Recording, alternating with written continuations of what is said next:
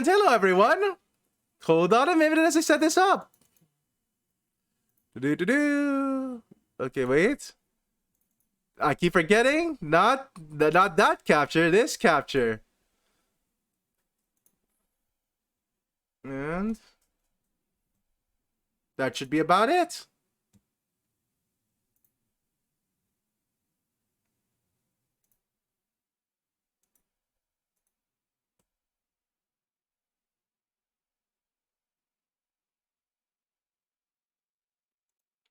All right.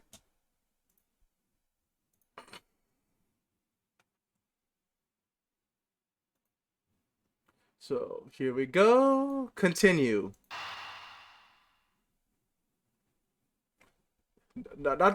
Wait, what? do we only have from chapter start? Well, no. We already finished we already finished the Von Karma chapter, right? The Francisco Von Karma chapter. I think this should be fine. Oh no. This is the case already. Woo! Sir, what is to become of the trial in the Kuldofian embassy? Staff members' murder? Indeed, since both suspects and prosecutor are now dead.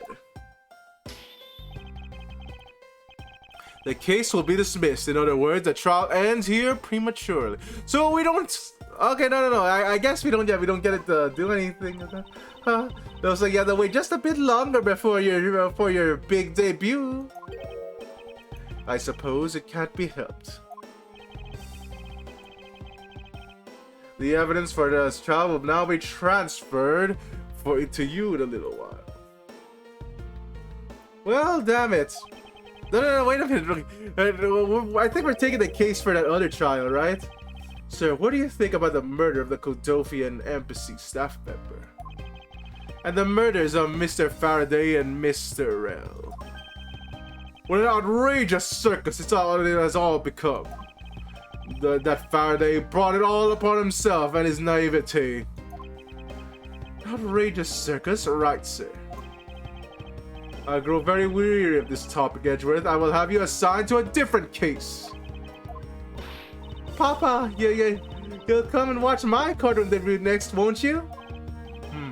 I'll consider... Come on, Von Karma. Sir, if I may please, allow me to continue with my investigation. Whatever for? I know that there is already a suspect in the murder of Mr. Faraday and Mr. Rell. However, there is not enough evidence to prove that it was he who committed the crime. I'd like to continue investigating in order to find the perfect proof of his guilt. The perfect proof? Don't make me laugh! A worthless person like you has no right to claim such a thing as perfection! Papa? Who do you think is the real culprit behind these murders? Miles and I were competing to see who can find the real killer first. Plus, being able to investigate a real crime scene is a really rare opportunity. It would give us some real-life experience, wouldn't you agree? If you want to investigate this case that much, then do as you wish. But you're allowing us to continue? In court, your top priority is the win, and a solid investigation is one of the keys to winning. You have to make sure you become recognized as a first-rate prosecutor, don't we? It wouldn't be very interesting otherwise. I'm returning home now. Edgeworth, Francisco, see to it I'm not disturbed. Save for the results of your completion. Alright. Of course, Papa. Francisco, thank you. What are you thanking me for? Your logic earlier was built on that scruffy detective's lie. That means that competition is still on. Yes, just as you wished. I couldn't let you get off so easily. Now then, let's see how well you fare on the investigation from here, Miles Edgeworth. Alright, yeah. So, is it possible that Detective Gumshoe's the killer? Maybe. So my first order of business will be to question anyone involved in this case. Oh boy, the Francisca button. So then, wait, okay, we still have all of our evidence. Very nice. And then, yeah, so it's just Gumshoe. Actually, who are suspects again? It's just Gumshoe and this defense attorney. I think these are the only two.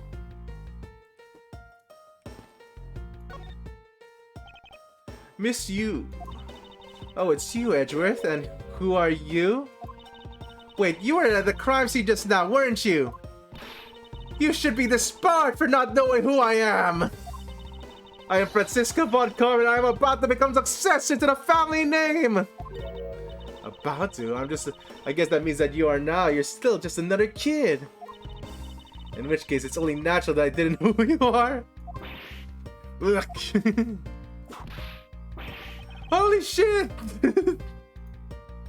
Oh no, whipping Edgeworth is completely normal. I thought she whipped the defense attorney for a second there.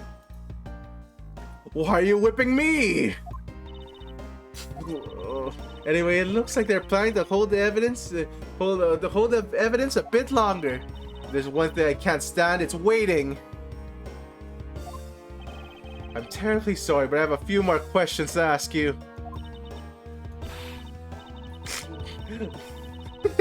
Look at you, eyebrows scrunched with lines on your forehead. And that, to ask of you. What exactly is so funny? Sorry, it's just I had a bad... I'm just... Do we know Miss Yu? I don't think so, right? Like, I don't think she's in another game. Apparently, they failed to teach you proper behavior at the crime scene in law school. Oh, I feel so much better now. So what is it about? What is it you want to talk about? I'd like to inquire as to where you were given at the time of the murder. We were in the defendant lobby number 1 the whole time up until we heard a gunshot. And by we, I mean Mr. Bad, and if you believe me, feel free to ask him yourself. You were with the Detective Bad? Why? Yeah, there's something to discuss, that's all. Oh, shoot. So, 3 pieces. Nothing yet. Okay, come on, come on, Detective Bad. So I take it you are acquainted with Detective Bad? Yeah, he was a detective that charted the KG8 incident. Detective Bad is also related to that incident? That's right, he was the one of the who was supposed to protect my sisters. I'm not sure if it's Cesar or Keke yet. I'll just go with Cesar. But you know how that turned out, don't you, Edgeworth? Miles Edgeworth, I have no idea what you two are talking about. I've heard of the KG8 incident from my papa. But how does that case relate to you, Miss Yu? The victim of that case, Cesar, Yu, was my little sister. You're making that super serious face again. I'm fine, really. Just making a point to rub some more salt in his wounded pride every time I see him. The way she talks about doing that, she laughs away, is kind of creepy. Well, speaking of Mr. Bad, he and Mr. Faraday, I'd say they met up just about every single time Yatagarasu made a move. It was practically a given that the two would meet up everyone. With Yatagarasu made a move. I don't know. Could Mr. Bad be Yatagarasu? Then again, that wouldn't be the first case where it's where the detective makes problems just to solve it himself. I see. He did mention that he was in charge of the Yatagarasu investigation earlier. Maybe I should ask her what she knows about it. Hello, Mookie! How are you doing?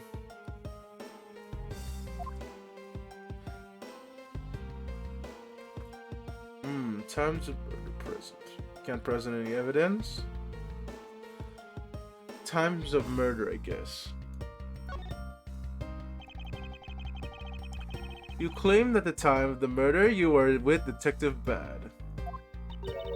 But don't lawyers always discuss the trial with your clients during a recess? We do. What was planning to do? So she was planning to do that. She wasn't in the room at the time of the murder yet. Then again, I'm not sure. I'm not sure what she would have against the prosecutor, though. I guess they were opposite sides of a case. Right, fuck. We can't present anything yet? But Mr. Faraday was being rather threatening. And survive the demon drink. Oh, you mean the pilk? I see now. I mean, pilk isn't so bad once you drink it the first time. Like, as I said there, it's just like people are just afraid of the added water that Pepsi has. If the drink was just half water, half Pepsi, half water, half milk, yeah, they would still be scared of that drink.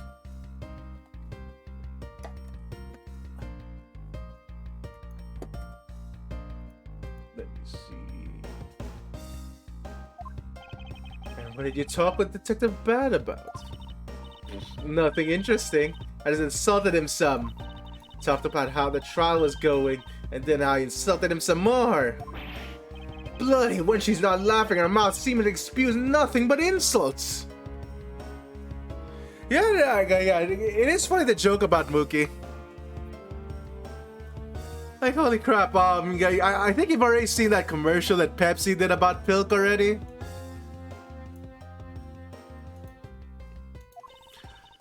Anyway, Mr. Bad and I in the defendant lobby number 1 when murders occurred. So I really can't tell you anything about the hallway number 2. I see. Mackerel Yadagarasu. Okay. No. Alright. Yeah. Tell us more about Mr. Mackerel. Now your client first claimed to be Yadagarasu. Is that correct? Yeah. Once I heard about it, was Yadagarasu that made up with the evidence from KG8. Yeah, no.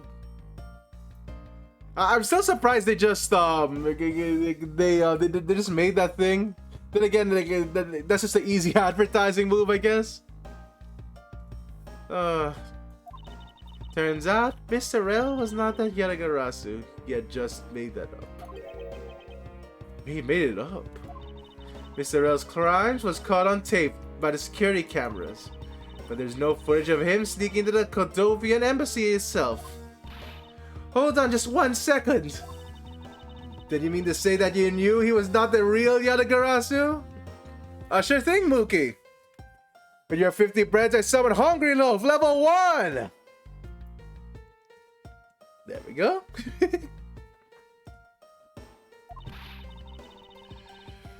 And he was just another cold-blooded killer, and you were ready to defend him. Holy shit! Oh no, Miss You. Yes, that's right. You know what? No. Fair enough. When you're a defense attorney, yeah, no matter how ridiculous your client is, you have to keep defending them. There's no way around that. I see. So as a defense lawyer is actually just someone whose job is to cover for criminals. I know, Edgeworth.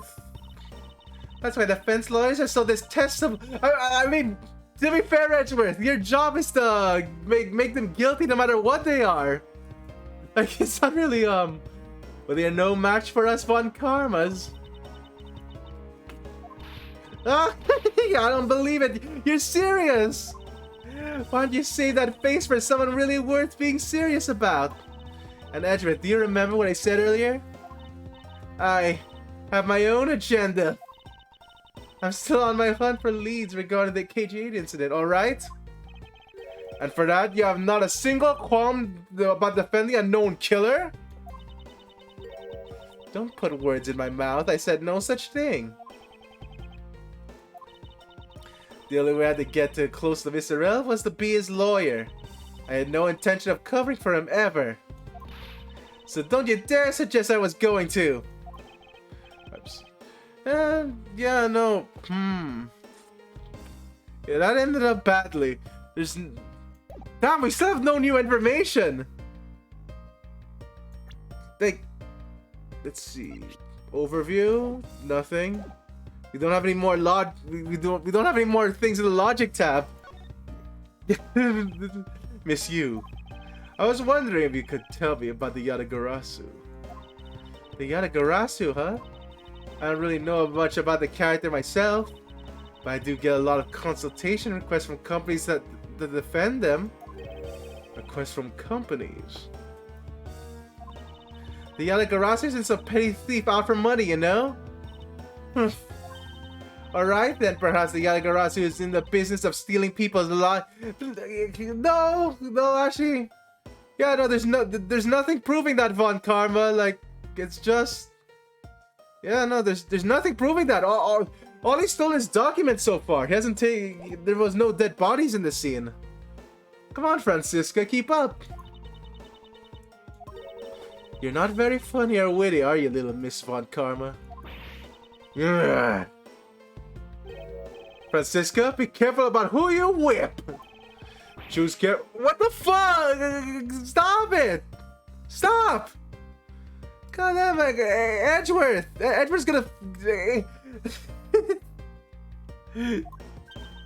There, I chose to be carefully, just like you wanted.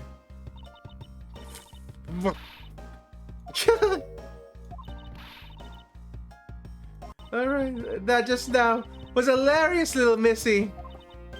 Of course it was.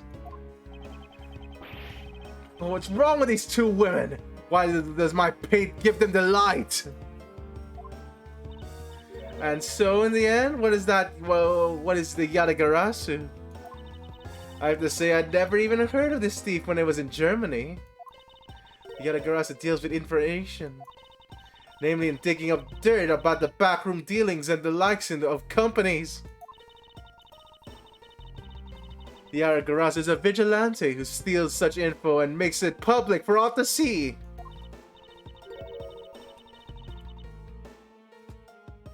Why does it keep slowing down? Do I need to do something for it to stop slowing down? Don't think so. Yeah, no, that's about it. That's all about it. I suppose you could put it that way too. By the way, I get a lot more clients now thanks to that thief. Sounds like Miss Yu is profiting very nicely. I suppose I've got all I can out of Miss Yu. You should move on and speak with Detective Gumshoe now. Can we run? Okay, no, you can only run using the bottom tab. I don't think, no, there's no running with the arrow keys. Detective Gumshoe. Hey, it's you, pal. You're here. Ouch! As am I. I don't think you needed to whip him to let him know that. I didn't do it, pal! I swear on my honor as a detective, I really didn't! I don't know, I don't think, between you and me, I don't think Gumshoe's, smart enough for this. It's like, oh yeah, I'm gonna put these two dead bodies all nicely. Your words are useless. I place my trust only in the evidence, detective. Once the investigation is fully over, and should we find out that you are the killer, there will be no mercy to be had for you. Have a heart, pal. But you're not worried, right? After all, you have nothing to worry about if you really are innocent, that is. I mean, Edgeworth, like, plenty of innocent people have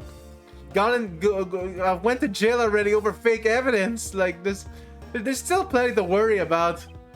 Hey, pal, go and do your perfect investigation. The real killer, and get the real killer for me, will you? I would have done so even if you had not requested me so, Detective. Motive for murder during reason. Alright, Gumshoe. What's your motive? So you and Mr. Verdi had a little small meeting last week, did you? And what exactly did you make him so... what did you do to make him so angry? I just asked Detective Bat the same thing myself, pal.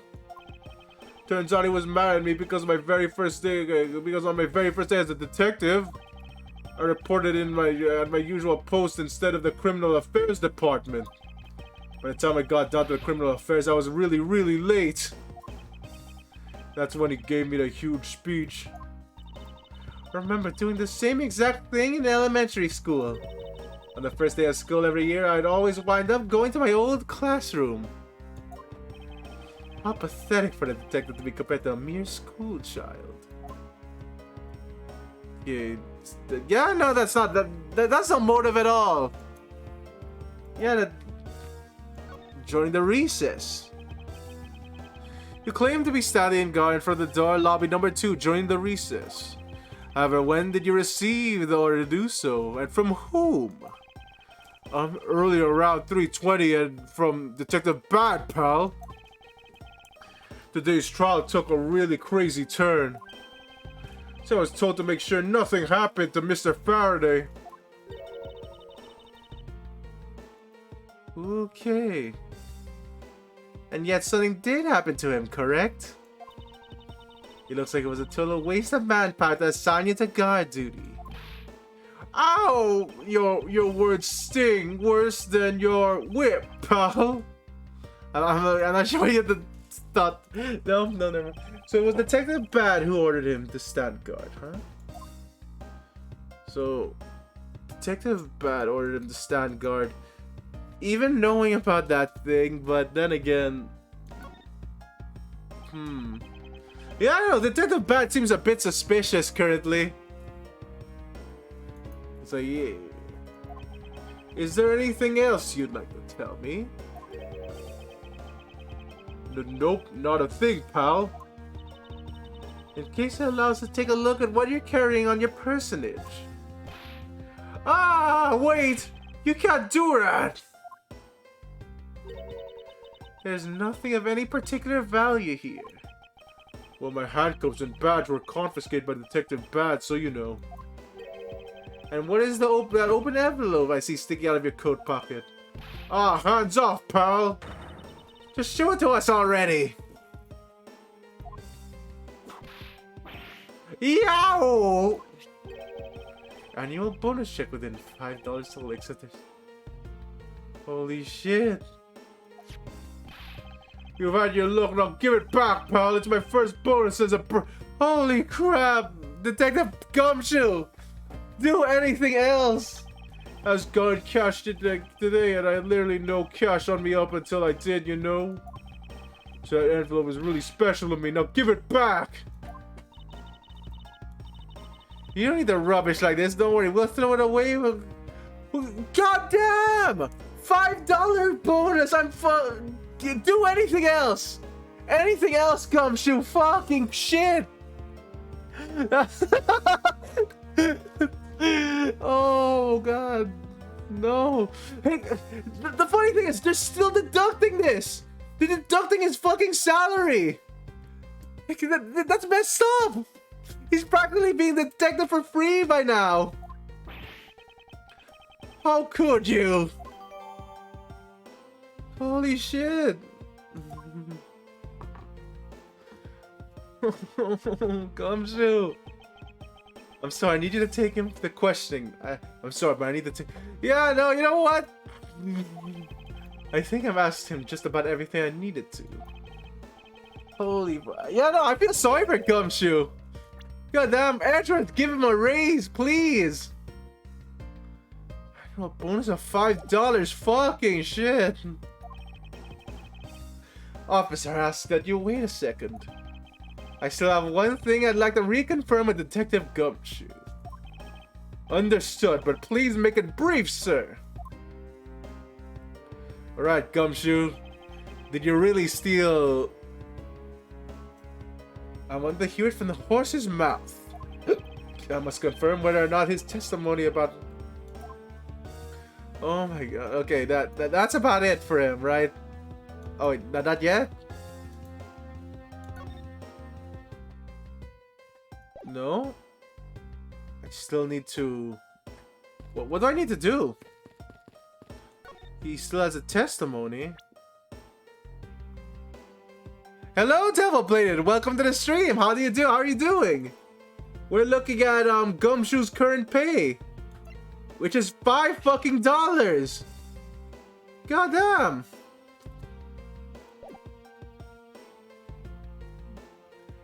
Doing fine. I'm I had to do a lot of cooking this. I had to do a lot of cooking before stream, so we're probably just gonna go for a 3-hour stream this time.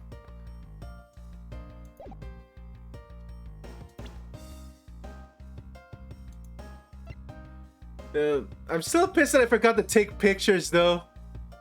I'm probably gonna make another batch of cookies just to take pictures of them.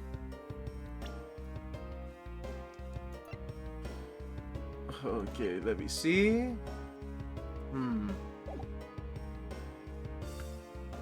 So talk with Detective Gumshoe. Do we have anything to present? Testimony.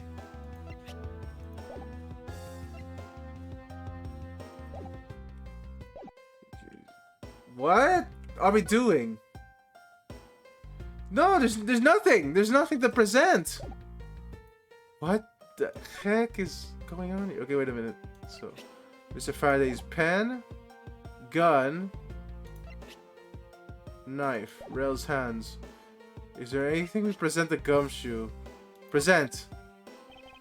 You told me earlier that you had heard no sound other than a gunshot out in the hallway. Is that correct? No mistake about it, pal.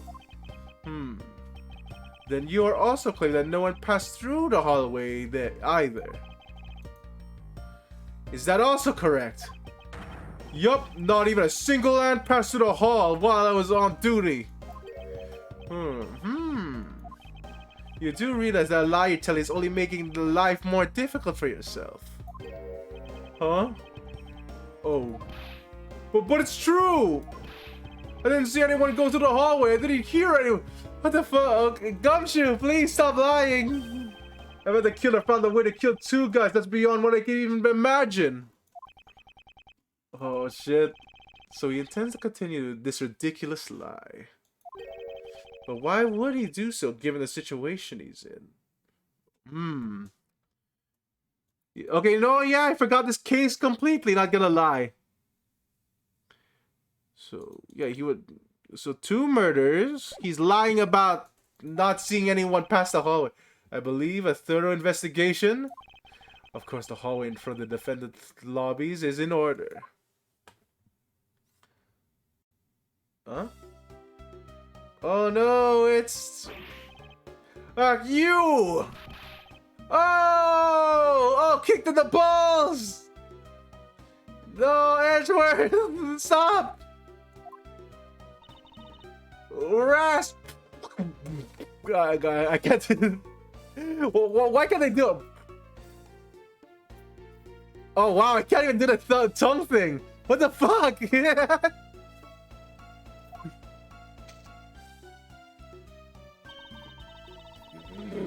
There we go.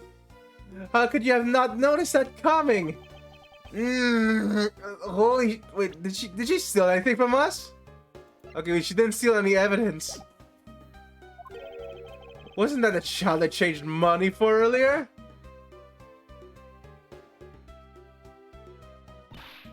Thanks! That's exactly what I needed. Kids can sometimes be so cruel. Holy shit, I think it really did get kicked in the balls. What the fuck, child? It looks like she dropped something. Swiss roll. Maybe we should arrest the girl. She might turn into a valuable lead. What the fuck? Von Karma, you can't do that. I believe some sort of punishment may need to be dealt the next time we meet. Okay, so she gave us... Okay, how is it... I believe I've asked all I needed to this man. Now for the judge bad, detective judge, detective bad, and the judge. You have to confirm who is correct, the judge or that scruff face, right? I suppose we should investigate the hallway in the front number 2. Wait a minute. Oh no, I get it now! The Swiss rolls in the fucking vending machine! That means that Gumshoe... This is proof that Gumshoe lied about that! Because he would have seen the girl... he would have seen the girl like pass through and get this from the vending machine. It's all coming together. I suppose so. Shall we head on over, Francisca? Okay, no. I gotta... We've got you now, Gumshoe. There we go. They're courthouse specials. There's a Swiss roll. You'd have seen the child easily get the Swiss roll. So, did you see anything else? No, I don't think so. I see. Well, thanks for your cooperation. Yeah.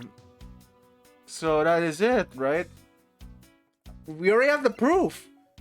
The child that kicked us earlier dropped the Swiss roll. That means she was buying it during the murder. Therefore, Gumshoe would have seen someone. Oh, it's nothing.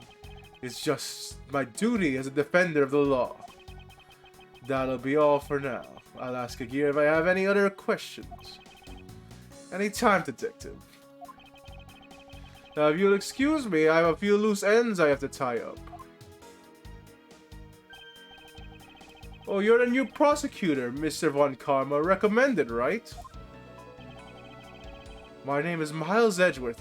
Okay, so, cinnamon roll, drinks. Yeah, that's nothing. And I'm Manfred Von Karma's daughter, Francisca Von Karma. I'm set to become successor to my genius father any day now, Your Honor. I see. Wait, what the fuck? Why did it go so fast? I bit my tongue. Are you alright, Your Honor? Holy fuck! Is this... So we can't investigate the judge now that he has bit his tongue. That's gonna be it, isn't it? As for him, just Edgeworth is fine. Apparently somebody doesn't feel that I'm worthy of a proper title. Oh, very well then. I shall call you Miss Von Karma and Mr. Prosecutor Edgeworth. Your Honor, Mr. Edgeworth is fine, sir. Now, how about your earlier testimony? Yes? What about it, Mr. Edgeworth? I'd like to ask you a few questions about what exactly you saw. Alright, after all, it is my duty to clarify my testimony as a defender of the law. I greatly appreciate your... Whoa, sorry about that.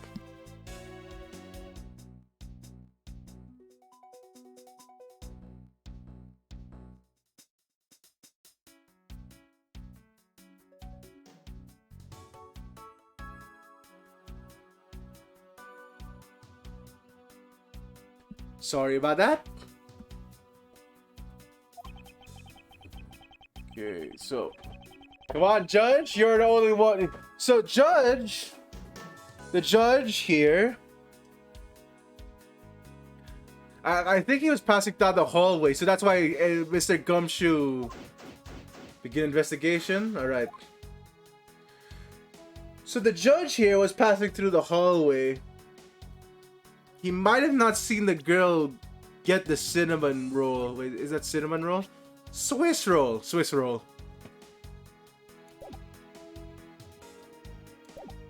If that's the case, then...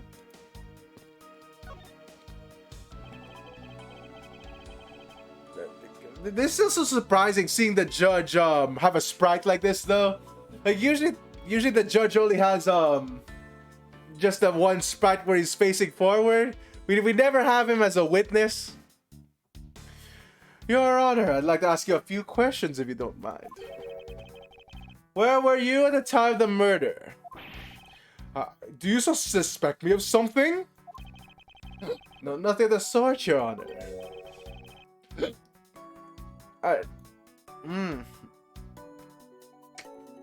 I'm just thinking how it would go if a judge actually committed murder. Like, yeah, I know he would still be tried. It's not like the judges will be like, I'm immune to the law. I shall judge myself innocent. Your Honor, it's your testimony I'm after.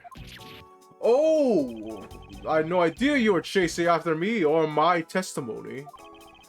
I began to sense that I might want to avoid being in the trial. Holy fuck! And no, Edgeworth! Edgeworth! This is the best judge for you! This judge favors you every time! Fucking crap. Time with the murder. Let's see here. Now, how should I put this? When you get to be my age, you need to pay more frequent visits to the restroom. Okay, so, what did he see? What did he see here? If we go and look through the window at the end of this hall, you'll see a small window. That is the window to the men's restroom. So, this window, small restroom. So, the judge... If I'm seeing this right, the judge didn't see. The judge didn't see any girl go through there. Like yeah, she would have been in the vending machine. In other words, you can see clearly into this hallway from the men's restroom. Wait a minute. There's ants. There's ants in a stick of some bubble gum. Could this be related? When I was going to the restroom, that Detective Gumshoe, is it? Well, he was standing in front of the vending machines, buying something from it. Oh my fucking god, wait a minute. So Gumshoe was... Wait a minute. Gumshoe was buying a Swiss roll with the $5 he had earlier. And... Wait, no, he was buying the Swiss roll with the money, and it got stolen. But he was standing in front of the vending machines buying something from it. However, and as I couldn't believe, when I was about to exit the restroom, there was not a soul in the hallway anymore. Your Honor, if you could please calm down. Okay, no. That's fucking exactly it. That's what they're trying to clue us. Yeah, alright, child, you have stolen the detective's Swiss roll. Oh, I'm really sorry. Please, let me regain my composure. I was really suspicious. That was a finely honed judge's intuition said. Although, well, until the murders occurred, I just sort of brushed it off. Ho, ho, ho, ho, ho. Apparently the judge doesn't understand the concept of staying calm. That's probably gonna... Okay. No. So that's the judge's testimony, not his soul. He was... But yeah, no. We can put the pieces together pretty easily. So, yeah, Detective Gumshoe. Oh my god, man. Imagine stealing from Gumshoe after all that. Like, shit, just wanted a $5 Swiss roll. Miss Edgeworth, may I return to my duties now? Oh, yes, I'm sorry that I held you up. Thank you for cooperation, Honor. Oh, anytime, Mr. Edgeworth, anytime. Oh, God. So that is it. Okay, we're on the track. Yeah, I'm not a little wishy-washy. However, I hear that they're known to hand down very fair verdicts. Yeah. Alright, yeah, no, that's completely solved. What do you have, Detective Bad? Okay, lobby to window. Can't climb through the window. You can see that. Oh my fucking god, okay, no. Wait, we've already solved this. I can smell this. Detective Bad, I have something I wish to inquire about. Hey, how about you do some actual work, you? I wish to inquire into Detective Gumshoe's movements during recess. You're getting in the way of the investigation. I have the order from Mr. Von Karma himself, plus I still hold investigative authority. Shh. Holy shit, okay, so this is it. Yeah, we're gonna prove that Mr. Gumshoe left his post trying to try to chase after his vending machine goods. So I hear you were the one who called for Detective Gumshoe to come down here. Faraday, that guy that just accused, you know? I just knew something was gonna happen. My detective's instinct told me. Holy shit. Okay, wait. There's no way Bad would know that Detective Gumshoe would leave his post, right? Surely not. A lot of good, did you? You couldn't even protect one lone prosecutor with it. Francisca, I think you need to apologize. I'm sorry. I'm terribly sorry, Detective, but please continue. Holy shit, was she actually about to pull out his gun? I used the phone on the first floor and called the precinct. I told them to send somebody over. And that detective's the one that showed up. And only upon his arrival did you set Detective Gumshoe to stand guard, Detective Bad? Yeah, I wanted for him on the first floor. After he got there, we came up to these defendant lobbies together.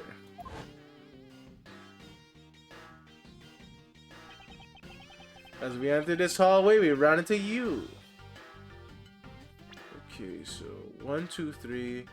You was here already. She was here first in the other room. So in the room before that, I don't think there's any opening between those two rooms. Can we go through you? That's like that. Don't think so. She told us that Faraday was really mad, and that he dragged Rail off to lobby number 2 to have a word or something. And that Faraday had said not to let anyone interrupt them. So what choice did they have? All they had to do was tell the big love to stand guard outside.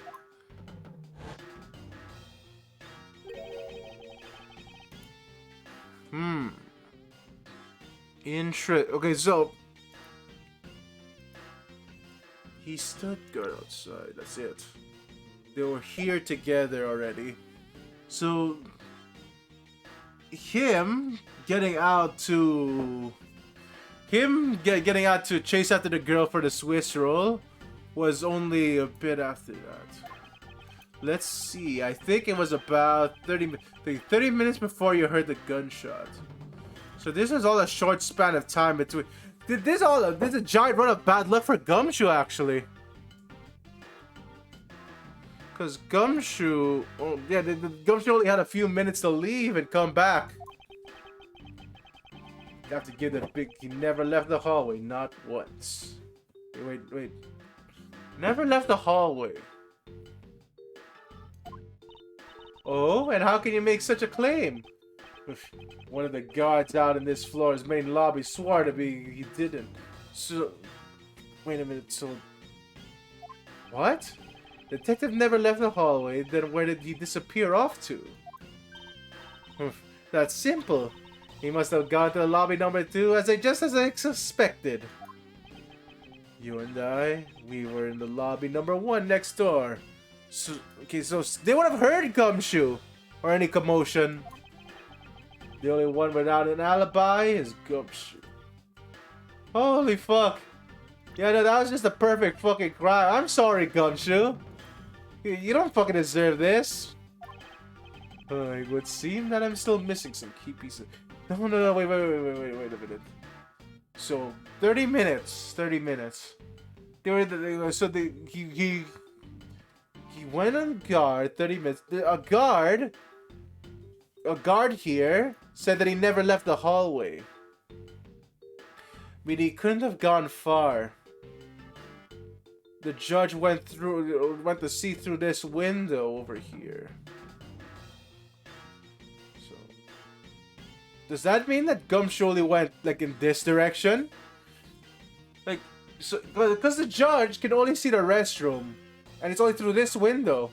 If Gumshoe just ran in like ran forwards just to try to get his stolen pastry back, I think the judge wouldn't be able to see him either. Also, what's with all these ants? Detective Pat, you also heard the gunshot, did you not? Yeah. I heard it where it was in the defendant's lobby number 1. That's why I came running towards the lobby number 2 to get it with you. How much time elapsed between you hearing the gunshot and your arrival on the scene? Less than a minute. Less than a... Wait, what? What were your movements upon hearing the gunshot? I grabbed the big lug who was just walking around the hall. Wait. So he never left the hall, but he was walking around. I raced to the lobby number 2. And that's when we discovered the bodies in that order. That makes you discover the crime scene, right? So he dragged out. Yeah, I guess it does, little miss. The thing is that Judge didn't see Gumshoe here. But Bad did. Detective Bad already saw Gumshoe in the hallway still after the gunshot. Meanwhile, the judge hasn't described a gunshot being heard. Like, he just went back to his quarters. I say quarters, I mean back to the courtroom. I'm about to become a prosecutor very soon. You will treat me with dignity I deserve, or else. You weigh that thing around anymore, and I'll have you arrested for obstruction, little miss. You wouldn't dare! Haha. Just joking. The bat is really something we can make Francisca behave. Are we about done? Is there anything else I should ask him about? No. Time heard a gunshot. So it was already 30 minutes. There's a 30-minute thing between the gunshot. Him and Miss Yu were in the other room. So situation around the gunshot. Place he heard a gunshot. Place here the gunshot would be the other room, right? Should I try the third one? I think we... No. We only have a vague sense of time here. It's only 30 minutes. So... I'd like you to tell me the exact time you heard the gunshot. It was around the end of the recess and the trial was about to start again. So, the trial was about to start. Trial was about to start again. The middle of recess. Judge went out to pee. Didn't see anyone here. So that means that from the time that... Wait a minute, no. The judge should have... If it was in the middle of recess and the judge was peeing, that would mean that, he should have heard the gunshot, right? At the end of recess. Unless he was peeing way before that. He was supposed to make time for himself to transfer the evidence he was holding. But I got in the sense he wasn't gonna show for the handoff. So I figured I should go get him, or he'd be late. Just as I thought that, bang! The sound of a gunshot. It hit my eardrums. So he heard the gunshot right before the trial was about to restart, huh? Detective Pat's testimony. Holy crap! 1, 2, 3. Are we done here? I don't have any time to waste. Oh, come on! All you're doing is standing in front of this door doing nothing. Oh. I get the sense that he's trying to... He is someone investigating this crime scene. Or rather, he is keeping us under surveillance. But what to what end? That the Bad may ask you for cooperation on this just a little longer. I don't have anything else to say to the two of you. You guys were the ones who said you wanted to investigate in the first place. Fine then, be obstinate. We'll do as we please. Come on, Miles. You may no longer be willing to help us, however. May I ask you for forensic scientist cooperation? Do as you like. Okay. So we have quite the time frame here. That's recess. Judge had to go there. Do we have the judge's testimony too? Wait, we don't have the judge's testimony? We only have Dr. Bads and the judge can't appear. Was it recess? There was no one in the hall. Interesting. Interesting.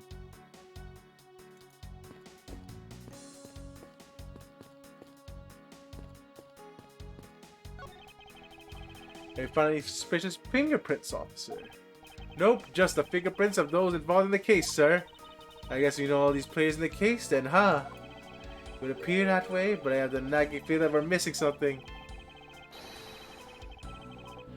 Yeah, I'm not sure about that, Snatch Kid. Like, it hasn't got it that dumb so far. But yeah, how do you do, Snatch Kid? Did you find something, officer? Did you find something, officer? I think there's a $5 bill back there. Come on. Pretty tired. I had to do a lot of cooking today. There's no one working the crime scene who isn't a total waste of living tissue. Too many cookies. Forgot to take a picture.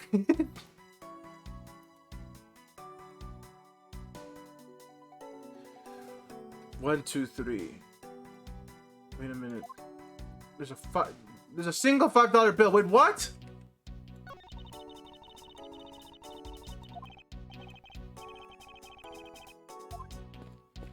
Get that $5 bill!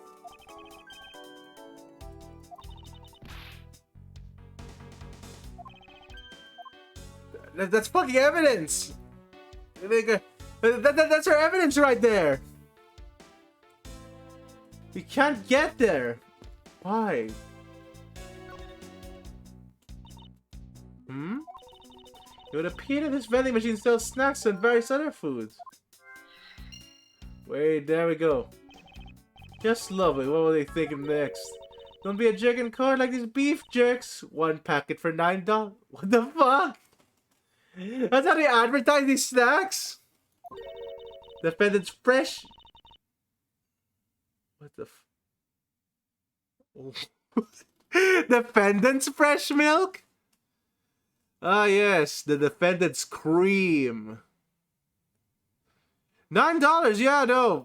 Inflation has overtaken this. Actually, you know, it depends on the quality of the beef jerky and how much it is. Because I've seen some beef jerky packets go for $20. So this might be a whole bag of them. Still, defendant's fresh milk, yes. The cream of the defendant. Appetizing. Stay neutral as the Swiss do until and what? Stay neutral as the Swiss do until the end with these? I mean, you're not wrong, Snatch Kid. Look at that. $5. Holy shit, wait a minute. It's $6. Gumshoe couldn't have bought the Swiss roll. Okay, no, this changes things. So, I thought the Swiss roll was stolen by Gumshoe, but Gumshoe only has $5 in hand. He couldn't have bought it. Huh. Okay, that's interesting. They're awfully okay, there we go. There, Francisco. The line is simply awful in the period. Speaking of snacks, I wonder if the Swiss roll the little girl dropped is from this machine. Yeah, I was wondering about that myself. So that's it. That's it. Okay, there's a vending machine, number 2 window. We need more stuff to connect. But there's no way that Gumshoe bought that Swiss roll. It's $6. It's $1 over his salary. Okay, no. What could have happened here then? There's 2 things here. There's $5 under there. That $5, I'm just gonna guess that it belongs to Gumshoe, because he just got that $5. So his $5 went under the vending machine. And he's trying to grab it. But the judge... Oh my fucking god, that's it, isn't it? The judge only sees through this window. He only sees the restaurant through this window. No one was in the hallway. But Gumshoe was there. Gumshoe was here.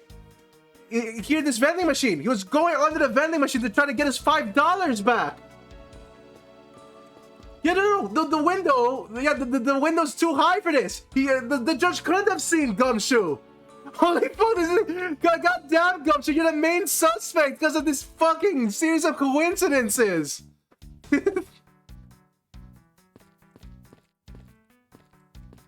Let me just confirm that again. Contradictory? No. Talk?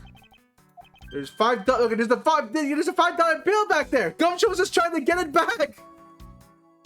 Oh shit. Okay. So, there's 2 forensic scientists here. There's ants. Window. I want to rest. It's suspicious. So yeah, so this is where the judge saw the hallway.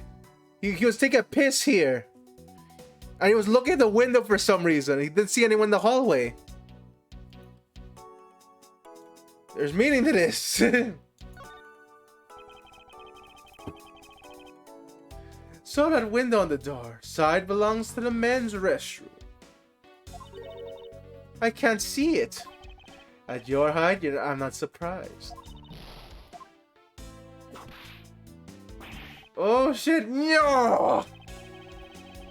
I guess short people have feeling. What the fuck? Yes, Edgeworth. The short people, they have no feelings whatsoever. Okay. So, can't see that. There's ants here. Anything about the ants. Ants are carrying their food home. It's a marvel they can pick up such comparatively large objects to their size. Well, if you would want to carry the mighty Von Karma name and not be squished under it, you'd better work extra hard like these ants. Same goes for you, Franziska. Gum? What? Wait, no, that's not gum. What is this? It's a pink-colored piece of trash made of rubber. Wait, pink-colored piece of trash. Wait a minute. Pink-colored piece of trash. Is there anything we can see here? I see these are, well, all I see is a piece of garbage. But you know, the fact that there's a little litter running loose inside the courthouse is simply unforgivable. Why do you keep whipping us, Franziska? Rubbish belongs in the rubbish bin. What the fuck? Another one. Okay, wait a minute. What? You didn't get the evidence?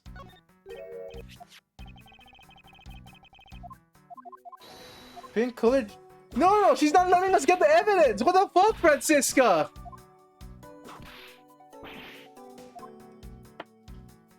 Cactus. Ugh. What's the matter? I pricked myself on one of the cactus's needles.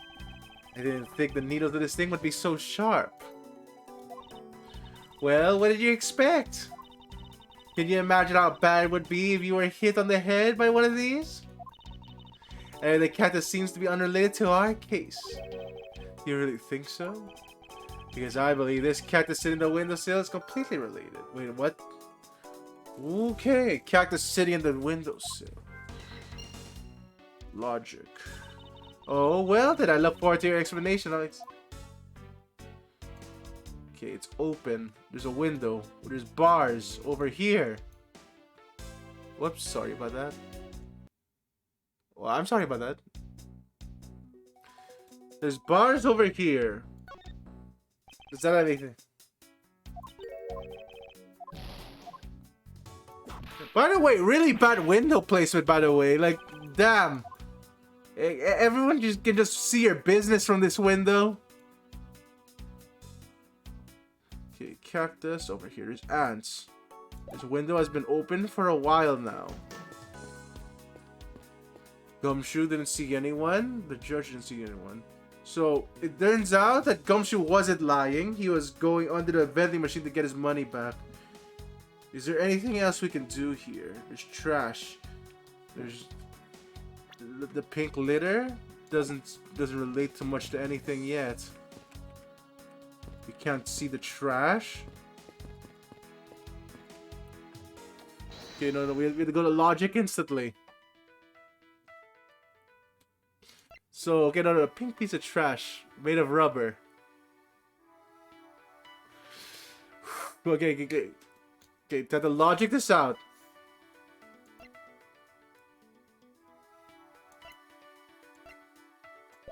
Is there anything in the vending machine that could have made trash? Hot dog, sandwich, beef jerky, Swiss rolls, limited on special. So I don't see anything that can make the trash.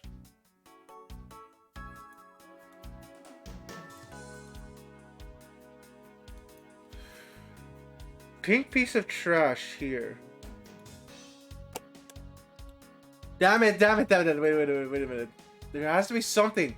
No. Related to the cactus?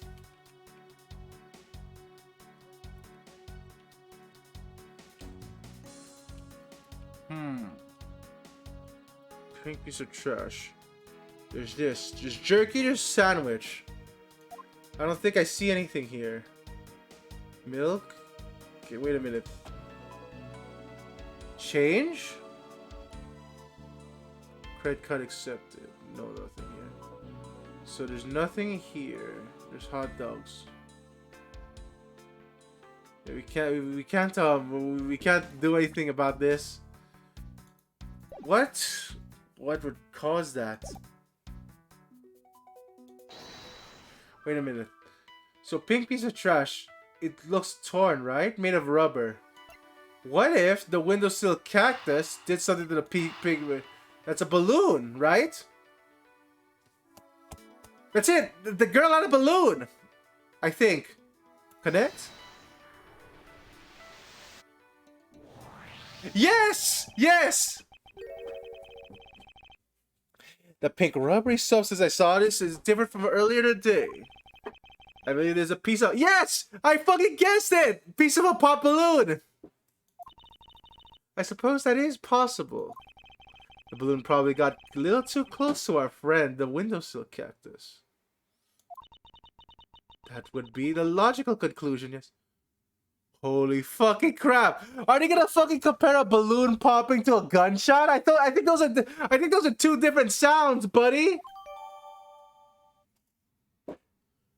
Oh my fucking god! They're gonna compare the fucking balloon to a gunshot. No, those aren't comparable sounds.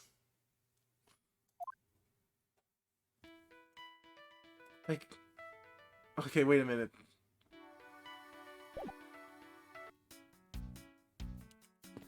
So, that's the sound they heard. We now have this. So, somewhere down there, so like a balloon popped. That means the time of the gunshot. Were they dead here before the balloon popped? Like, they're mistaking the gunshot for a balloon.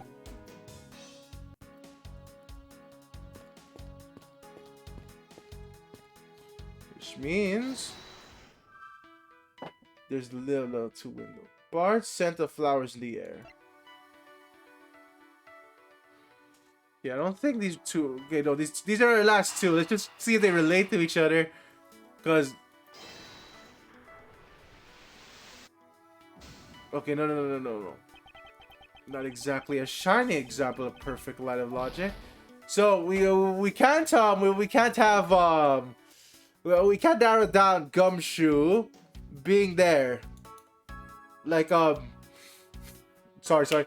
Gumshoe trying to get his $5 bill back. We can't narrow that down through the vending machine alone. We need other pieces of logic. So we're missing something.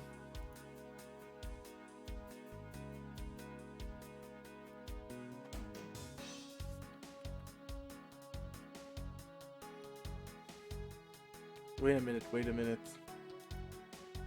Can we? There has to be something we can do!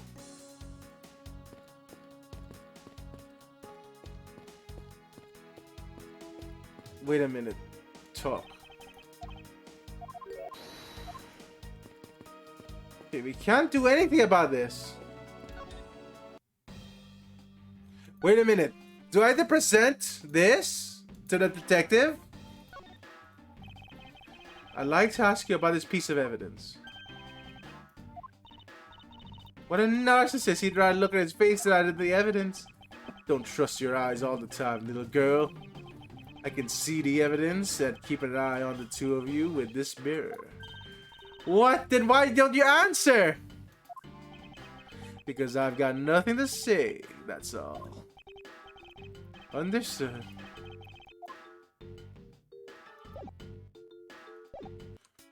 Okay, no. Whoa. We're missing something. He says we could go for forensics.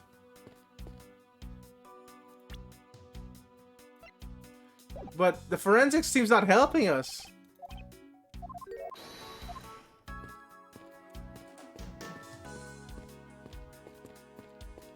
Do you need to get them $5 first? No? Holy shit, how am I supposed to do this? Like,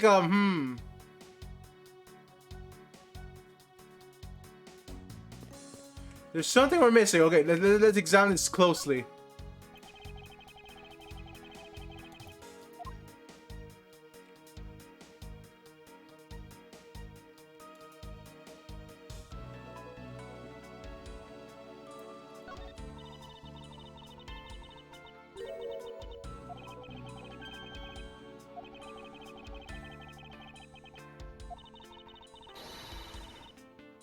Eat them is now, huh? Oh, if you wanted to eat one, they come in packs of 2. Wait, packs of 2.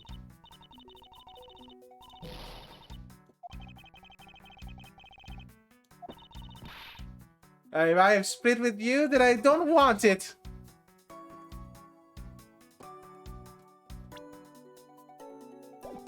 So we can't address that Gumshoe couldn't have bought it. We're trying something here.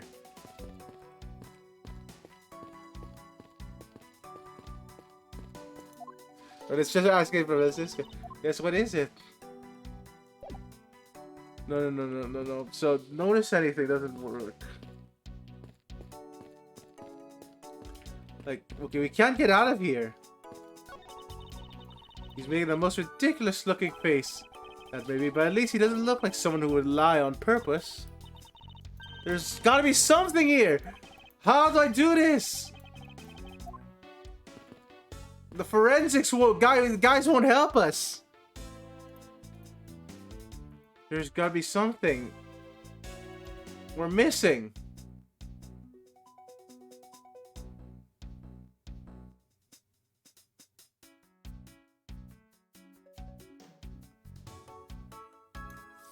Okay, no. We're missing something. Do I just have to examine everything? Milk. Defendant's fresh milk. What exactly is that supposed to mean? I bet it means the milk is freshly milked by fucking crap. No! No! Ew! No! Wow! No. Alright, I bet it means that the milk is freshly milked by various defendants on the trial right now. Oh. No, I think that might mean it was milk right here from the various defendants. Either way, that sucks. Please stop. You can't possibly be serious. Of course not. Holy fuck, no. Alright, orange juice. When it's looking bad, blind your opposition with some OJ. Are they promoting violence? Don't worry, my whip will make sure that anybody following this advice won't be for long.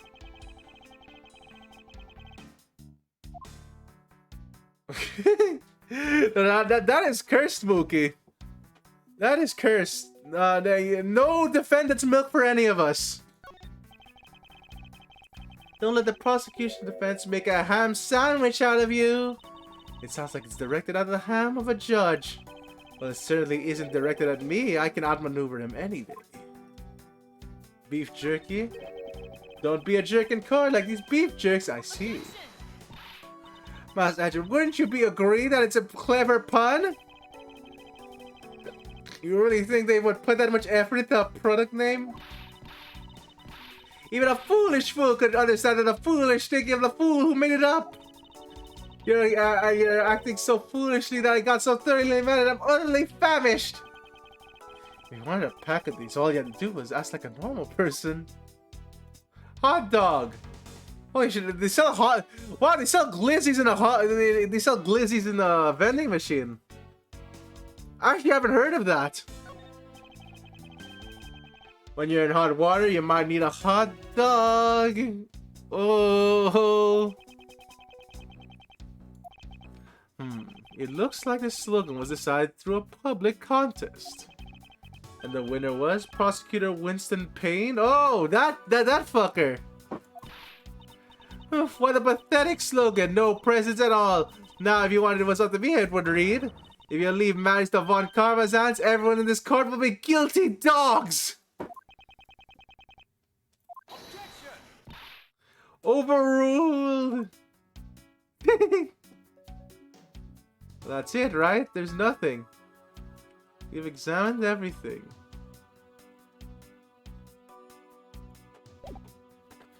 You've examined everything. There's nothing here.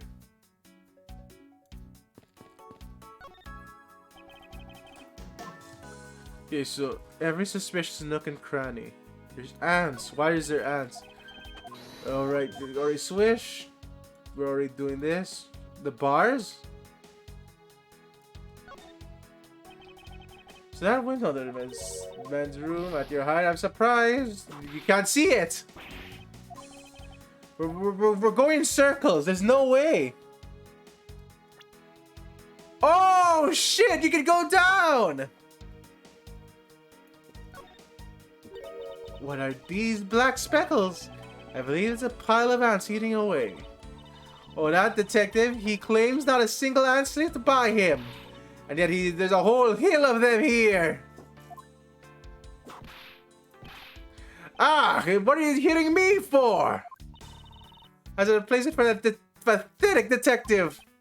Perhaps I should add this to deduction to the detective's growing tab of... Fucking crap, no! He's already at $5, Edgeworth! Cut him some slack. Hey, I wonder what the ants are eating.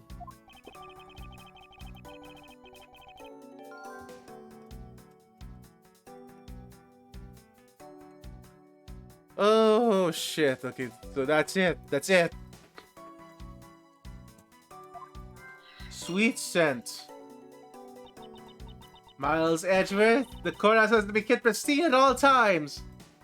Stop whipping us! It wasn't me that dropped the food on the ground. The courthouse must be kept clean.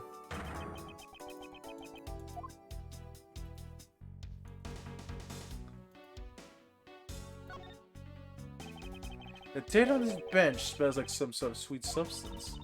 I can't be there. Someone is going around dirty the courthouse. For shame! Calm down, Francisca. Now take a good look. Doesn't that smudge look kind of like a handprint to you?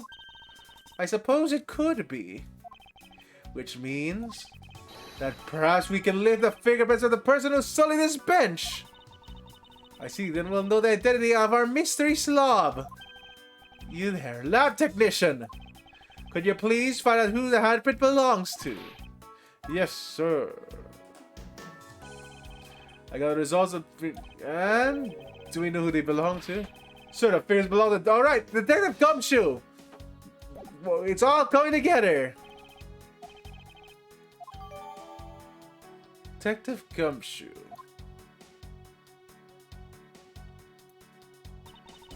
So that's it. That's it. That's it. Detective Gumshoe is the one that did this. Interesting. We have the fingerprints now.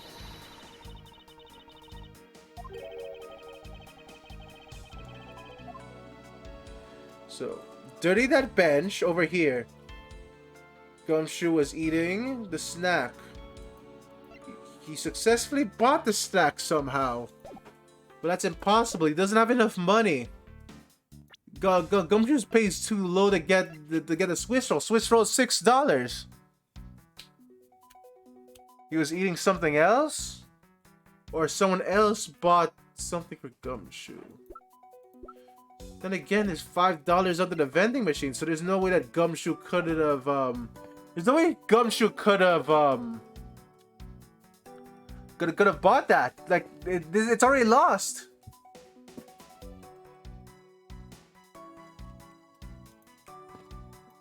Logic. Swiss roll crumbs vending machine. So Swiss roll crumbs. Yeah, that's proof that he's a Swiss roll. Swiss roll crumbs and vending machine. Do these combine? Combine! There we go, yes! These bits of chocolate and cake could not have come from a Swiss roll?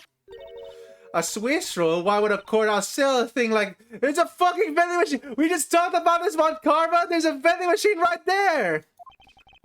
It may not have been seen right at the venue, however, it is being sold right over here. The vending machine? I see. Stay neutral as the Swiss do until the end with these. 2 for $6. Talk about expensive. The fact that the cake crumbs and chocolate bits were found in this hallway suggests that they came from the Swiss roll that was purchased from this machine. So... Okay, no. So I have a pretty clear picture of what happened here now. No, but Gumshoe could have bought it! Detective Gumshoe must have sat on the bench as he ate a Swiss roll. And he couldn't be seen from the judge from there, up there. Okay, I see now. As he ate, he dropped it on the floor and sullied the bench. How could we not have cleaned it after himself? How utterly despicable! Holy shit! This must be really tall, though. Like, there's no way that Gumshoe doesn't get seen from the window over here. Like, shit, how tall is this? Anyway, it was indeed Detective Gumshoe who brought the Swiss roll. That creates a rather interesting contradiction of facts. A contradiction where? The judge! No, Swiss roll, it's $6. They're gonna talk about the price.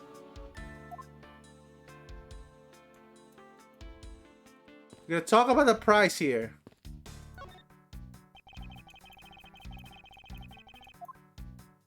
The deuce!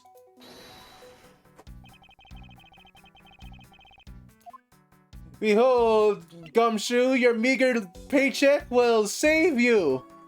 You only had $5 in hand. Admit it!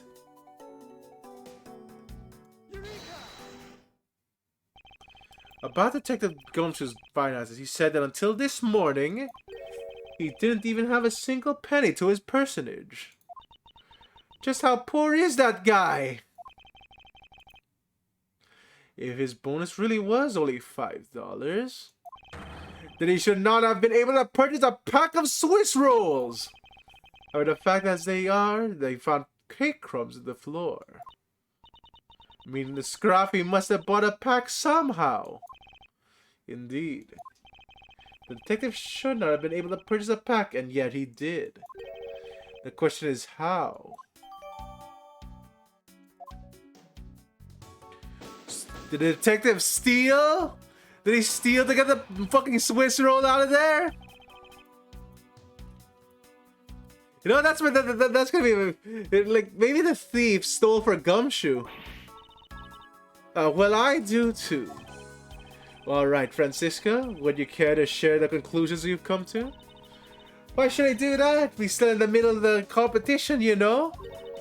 We should be checking to see if your conclusions are wrong first, so you go ahead. It's almost cute that she's going this far to ensure that she wins. Almost. Very well, but first we need to pay his honor a visit to correct his testimony.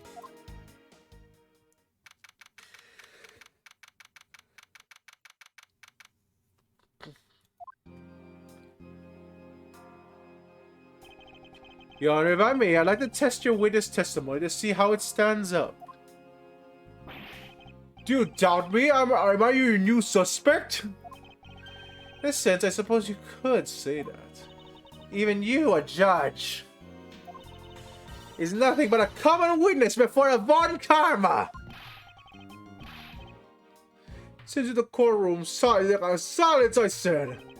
My new prosecutor recommend my man suggested Mrs. Genius. Ah! You bit your tongue again, didn't you? Ahem. As a defender of the law, I could never give a false testimony. You can even place me under oath if you want. Very well then, your testimony if you please. Alright, woo! I wanted to do this forever! Screw you, Judge! During recess, I went to the restroom. There's a window on the hallway side. In other words, I could see into the hallway. As I entered, I saw a detective buying something from the vending machines. But then I was about to exit the restroom, we had completely disappeared. The detective just goes missing while on duty. That was mighty suspicious to me. Except no, he wasn't. He was sitting down. Your Honor, can you please try to remain calm? Oh. I'm so used to simply listening to testimonies that I got caught up in the excitement. I'm sorry, Your Honor, but I'm afraid I'm going to have to spoil your fun now. Okay, so there has to be something here. I think we could just do this.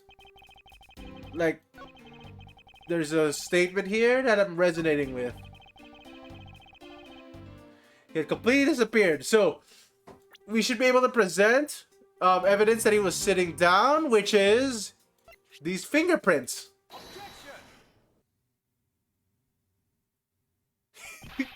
Edgeworth, why are you doing the Von Karma finger wiggle? Anyway, what was that finger wag for, Mr. Edgeworth? And don't you know it's rude to shout objection while someone is giving a testimony? Huh. If you truly are a man of the law, then you must always be vigilant. For example, I myself never let an opportunity to shout objection pass me by! Miles Edgeworth, it's one thing to be passionate about your job, but this is real life! This is what some people may say, pot calling the kettle black. Your Honor, I wonder if you might take a look at this for me.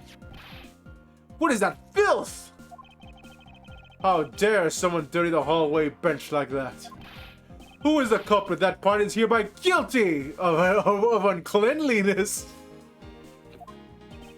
If you must know, the uncouth bench Solier has already been placed under arrest thanks to your earlier testimony, Your Honor. Oh, well, that's good. But who was it? We were able to discover something from the smudge of the bench. It was Detective Gumshoe's fingerprints. Not happy with committing just murder, he had to go dirty the corner. Judge! That means he was sitting down. Come on. Your Honor, please calm down. While it is true that the detective is the one that made the mess of the bench, we have not yet established that his actions relate to the double murder. What do you mean?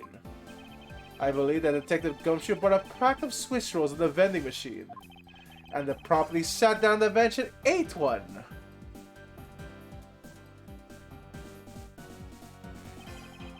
Yeah, so that means he's innocent. Woo! The cake comes in pieces, the chocolate on the floor under the bench.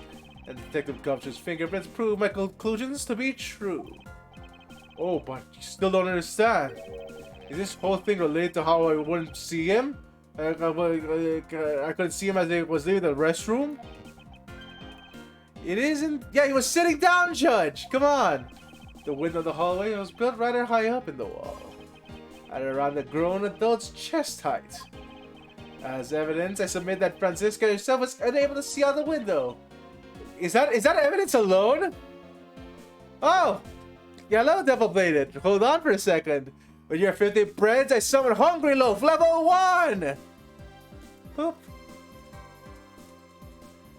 God damn. Alright, so this is it.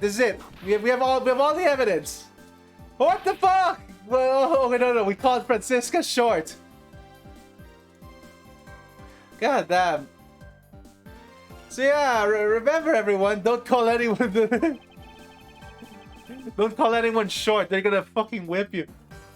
Actually, no, never mind. Franziska's whipped us about 8 times already without any prompt.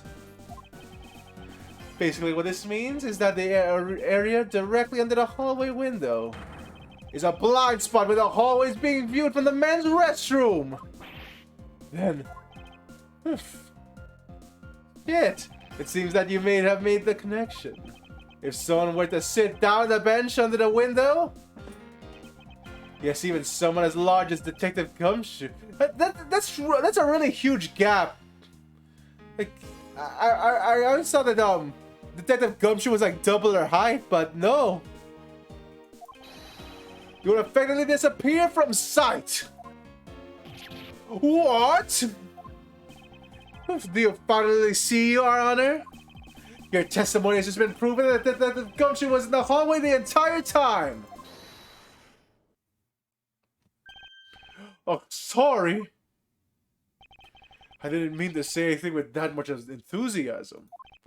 All I wanted to do was try to say it once. Here, let me try that again. Hold it! Is there something of value that you'd like to say? Yes, actually, there. What the fuck, Judge? Seriously, what? Just admit you're wrong. I remembered something else just now. Mr. Edgeworth, please allow me to testify to court one more time. Even if we overruled him, he wouldn't just keep on talking, wouldn't he? That might not be a bad thing. The more info, the better in a perfect investigation, right? Alright, Judge.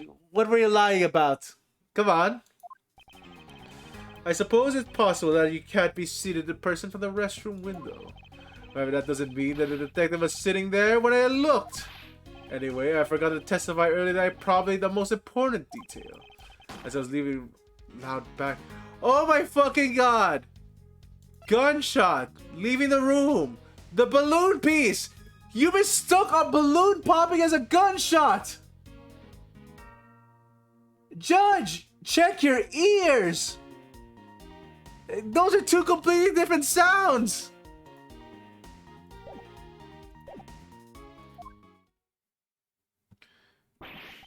Ugh.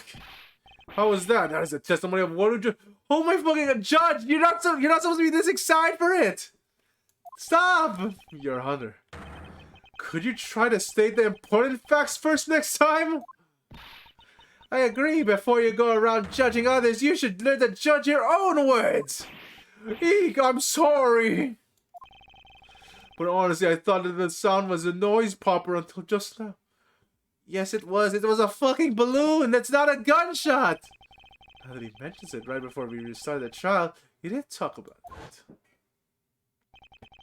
Wait, was there someone celebrating a birthday party during recess? I could have sworn that I heard a popper going off. Come to think of it, the other day with my grandson. Yeah, well, okay, so when did the judge look at the...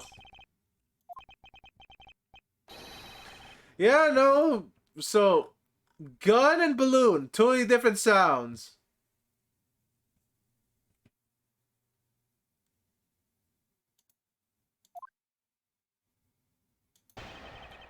Okay. You don't have enough information here. 1, 2, 3.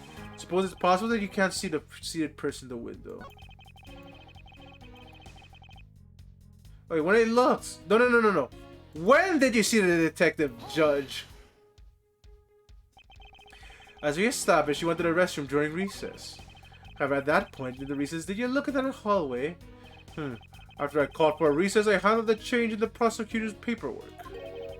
Maybe about 20 minutes until we reconvene. Yes, that sounds about right. So 20 minutes. 20 minutes. 20 minutes. Dr. Bad's testimony. No. Dr. Bad said 30 minutes. Okay, no, Dr. Bad, Dr. Bad? Detective Bad said 30 minutes. 20 minutes. We reconvened. That means that that's a really short time frame. Just as I expected. What were you expecting? The man to know that all-knowing smile is for. Your Honor, that statement you made just now is very important. I'd like for you to append that to your testimony. Okay, no. So...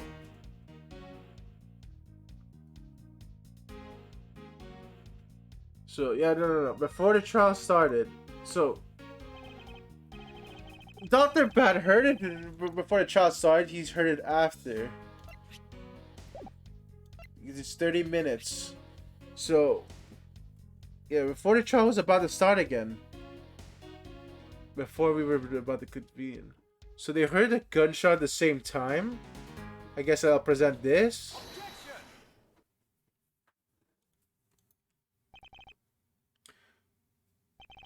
I cannot allow you to make an objection. Judge, what the fuck? What? Your Honor, I'm really sorry, but I cannot allow you to not allow me to make an objection. Egads, I've been overruled. What the fuck? What the fuck is this? Your Honor, there are simply too many holes in your testimony for my taste. What do you mean by that? You claimed you heard the gunshot during the recess, but that is simply not possible! Mr. New Prosecutor, recommended by Manfred von Ack! Holy shit, oh no, we're whipping the judge now! I see you have no mercy for the elderly either, Franziska. Don't talk to me unless you want to be whipped in the back. You've already whipped us too many times, Franziska. Edgeworth has a tolerance to that by this point. You know, in your head, you need a stepladder to accomplish that. Alright, Mr. Edgeworth. My ears are not that far gone, yet I'll have you know I can still hear just fine. I mean, you can't... I heard the sound of a gunshot and I clear with my own 2 ears. Huh. Your Honor, I have here an interesting bit of testimony.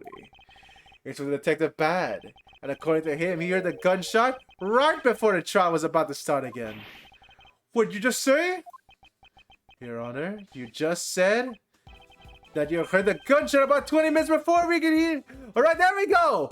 Contradiction! How do you go explain that glaring contradiction? That can't be. Unfortunately, that is the truth. But I've heard it clear as day. That's a fucking balloon! Your ears suck, Judge! Bang! The loud sound. That's not a gunshot sound! And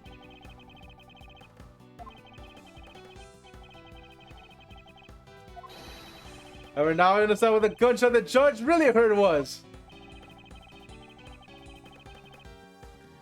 It was the cactus! No, it was the gun! Here we go. Balloon piece. Present.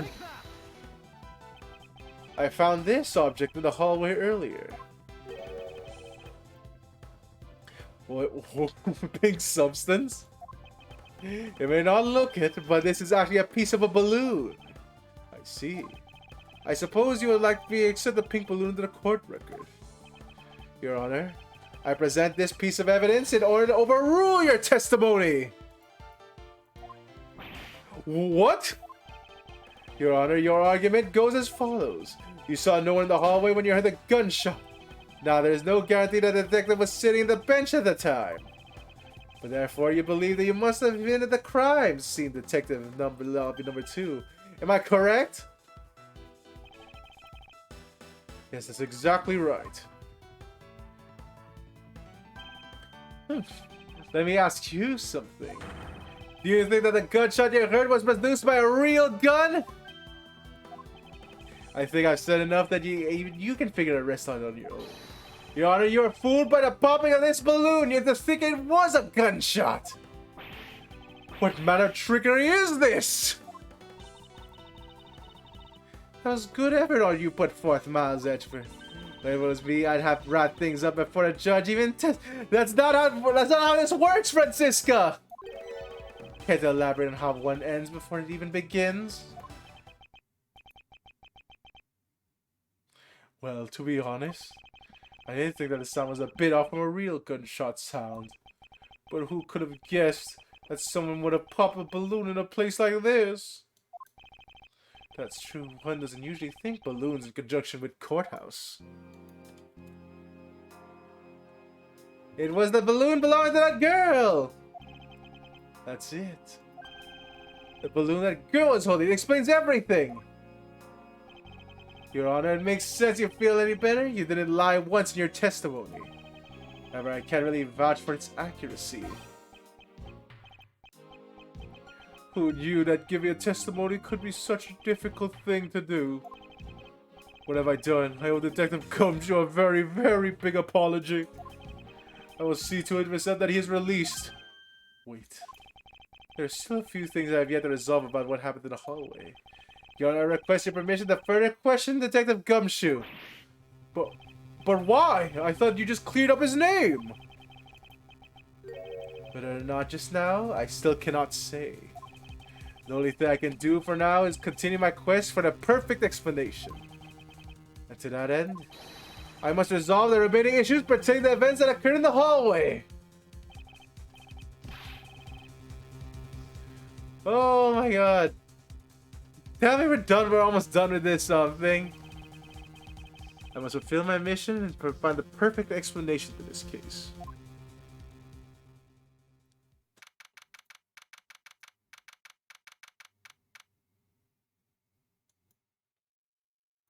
Okay, 1, 2, 3 over here. No, don't get that Gumshoe's coming here. What is it now? It's time for my trial already? I've already told you a gazillion times, pal, I didn't do it! I'll be the judge of that, Detective Gumshoe. No, you won't! I'll be the judge of that! No, I'm the judge around here, and I'll be the judge of that! Why can't you guys be a little less judgmental? Yes, we'll be speaking hasty judgments, Detective Gumshoe. I'm afraid I must apologize for error in my judgment on my part. Your Honor, I don't believe you should apologize just yet. We have yet to prove that he is completely innocent of this crime.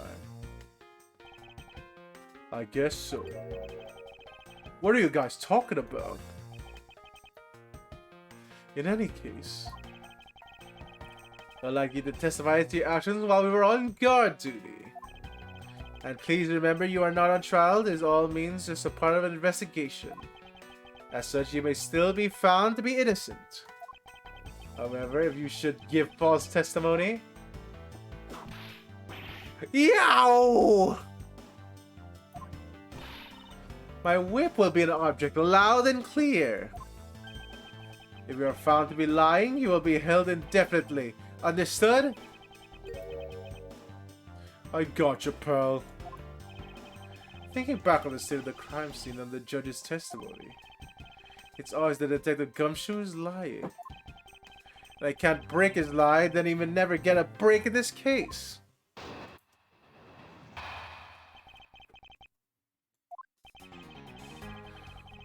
Yeah. This again. 1, 2, 3. Came down here to Detective Bat's orders. As soon as I got here, he ordered me to stand guard in the front lobby number 2. From that time until I heard the gunshot, I was in that hallway the whole time. On my honor as a detective, I swear it was with me, pal. He's still singing the same tired tune. In that case, I'll just have to change the melody. I know he's lying, and it's time I put in the information I need on. Okay, what? So, yeah, I'm not sure why he's lying still. Like, why, detective? Courthouse, Detective Bad's orders. That's true. We can't press that yet. So, as soon as I got here, you ordered me to stand guard in the front lobby number 2. That's true also. We have to take the Bad's case on that. Okay, until I heard a gunshot. So, that's suspicious. You claim to have been in that hallway the whole time. However, it is not a fact that you did something while you were in the hot hallway. Of course I did something. I guarded the door to lobby number 2, pal. What else? Very well then. And what exactly does guarding the door entail? Well, to put it simply... Oh, I know. It was my job to stand in front of the door without moving an inch. Oh? Detective Gumshoe, you mean to tell me that you didn't take a single step away from the door in lobby number 2? It was really that what you wish to testify to the effect of? You got it, oh no! You bought the fucking cake, Gumshoe! I didn't take a single step away from the door, just like I was ordered not to!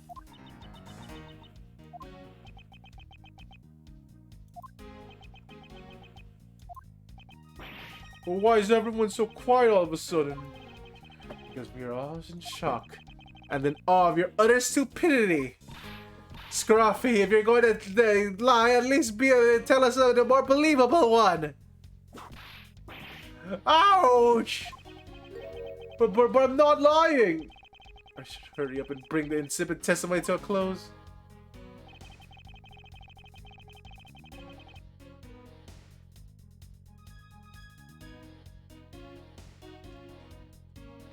Okay, Detective Gumshoe. Behold the truth! Fingerprints.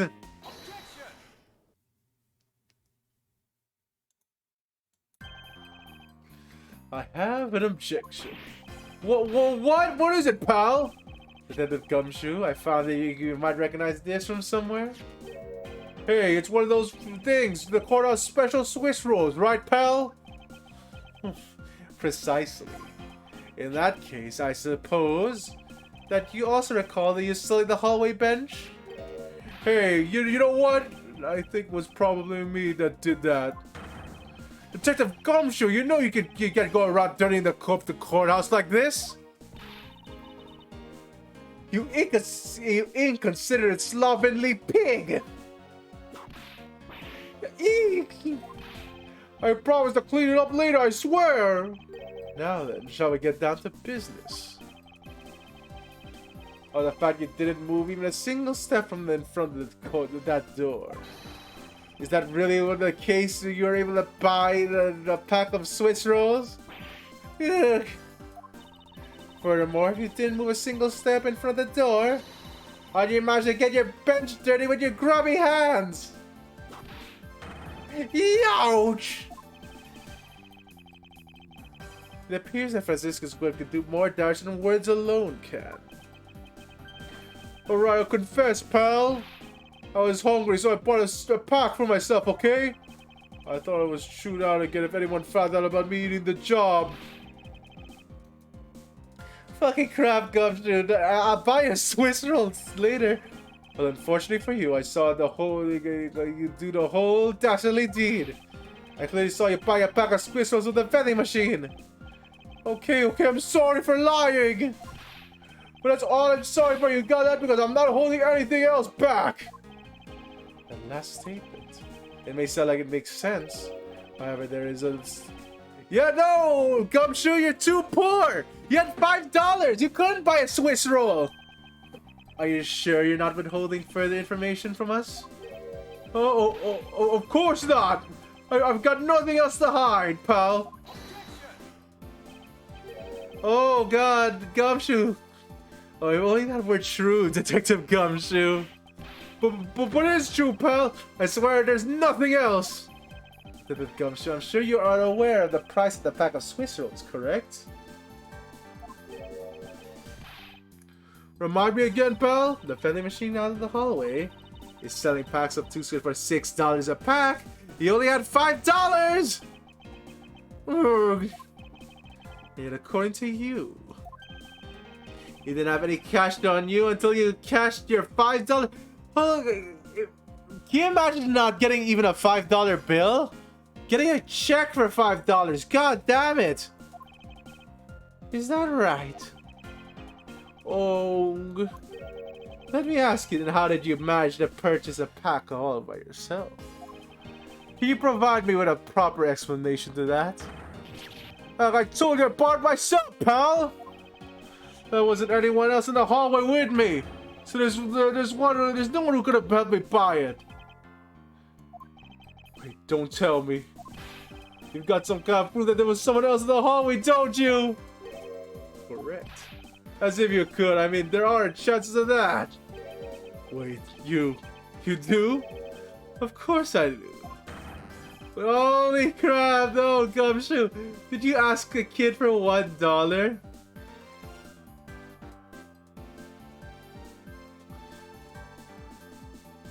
Did you really ask a kid for $1 for this, Gumshoe?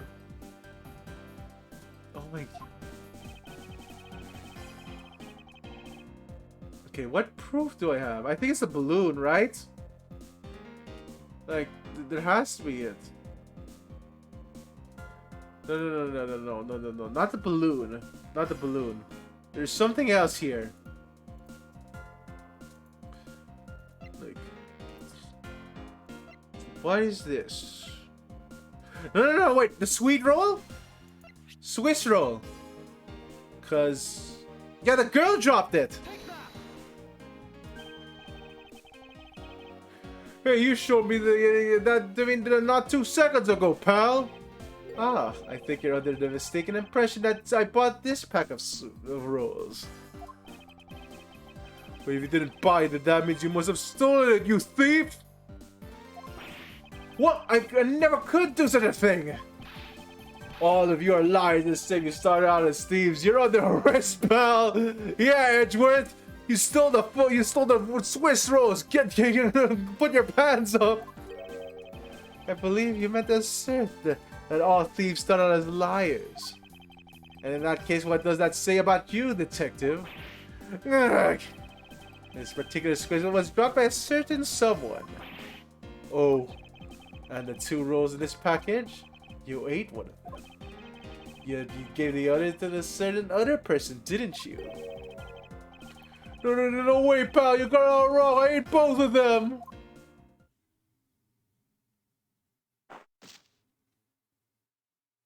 Yeah, no ball kick today. Okay. It would have been appeared that we have at least caught you. It would appear that we've caught you at last. Hey, don't you dare do anything bad to that girl. It would appear that they do know each other after all. So, why do you continue to come up and kick me? Have I wronged you somehow? I have a name, it's Kay! Kay what? Kay Faraday! Faraday? Ah, you perhaps Mr. Faraday's daughter. I'm not a you, I'm Kay! Kay. You know, good little girls don't kick other people. Especially not hard enough to leave a big nasty bruises like the way you do. Well then, shouldn't have at least put Gummy under arrest. Well, you shouldn't have put Gummy under arrest, mister. The Gummy? My guess is that she's talking about Detective Gumshoe. What a cute nickname are you giving him. Gummy didn't do anything wrong. Okay.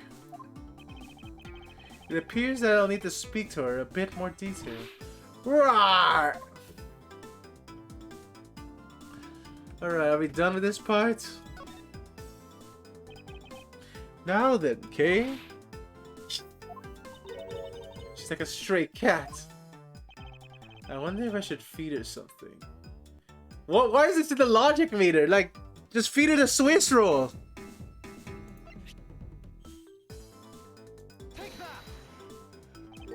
Okay, I promise to give this to you if you calm down. Oh, a Swiss roll! It really belongs to you though, doesn't it? Yeah, he was saving it for Daddy. Oh my. Oh shit, oh, wait, she doesn't know yet? Your father, he's... Oh, don't say another word, pal, she doesn't know yet! Thanks for watching out for me, Gummy. But I already know about Daddy. I overheard the guards talking about how he's not here anymore. I'm sorry, I'm sorry, I couldn't protect him. Okay. I'm not gonna cry, I'm not gonna...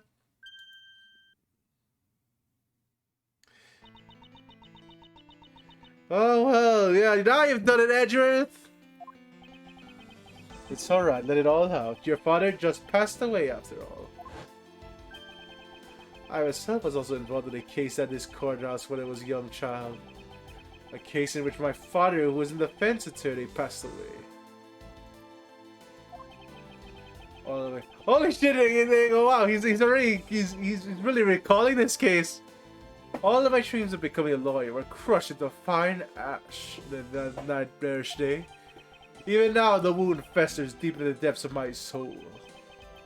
Ever since that incident, I've dedicated myself to locking away every criminal I can. And now, to have this happen in front of me now. This child, I feel a certain shared fate, a common bond between us. Miles Edgeworth, what sort of gentleman are you? Are you going to just stand there and watch a lady cry? Oh, you're right. Sorry about that. Okay, here. How about we use this handkerchief here to dry up your tears?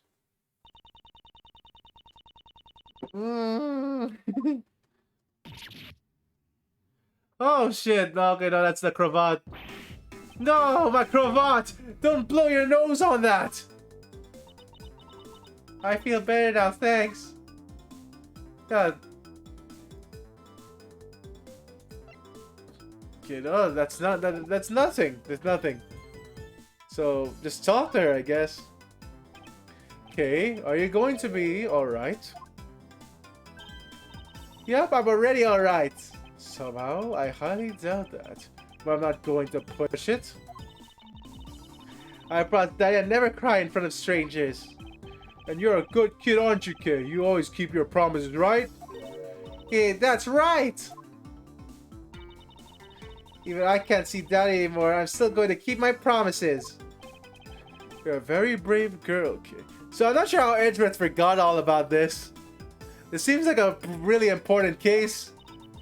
You're a very good child for keeping your promises you made to your papa. I even testify that you didn't cry just for you.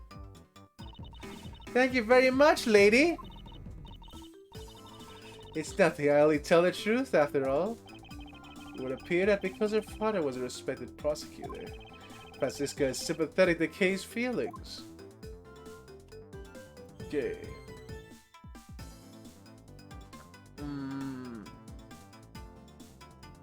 Yeah, that's it. Like, is that all we have to do? We don't think we need to present anything to her.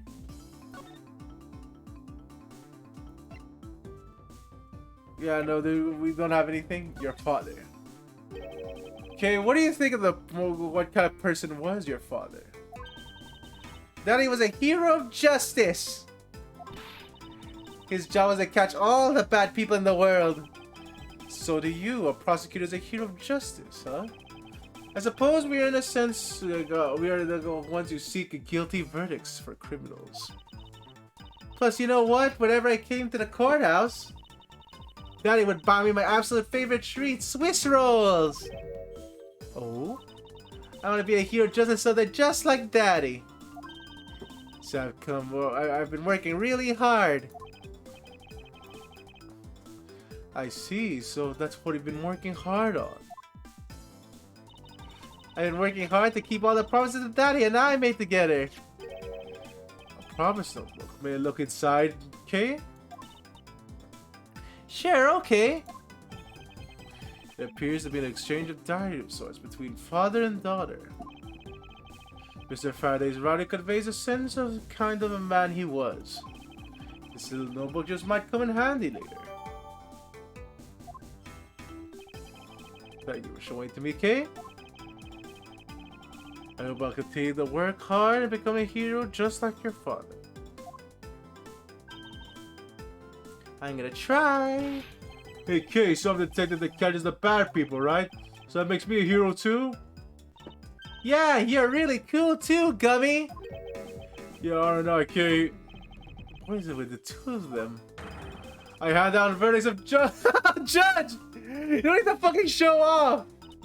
Yes, and thanks to your also heroic testimony, he almost painted the detective as a violent criminal and sent him to jail. I'm really sorry about that! Gummy's not a bad man, okay? That poor judge, he's being treated like a violent criminal rather than a hero of justice. It appears that you and Detective Gumshoe are good friends, Kay. Yeah, we were friends! In that case, would you mind telling me a little more about it?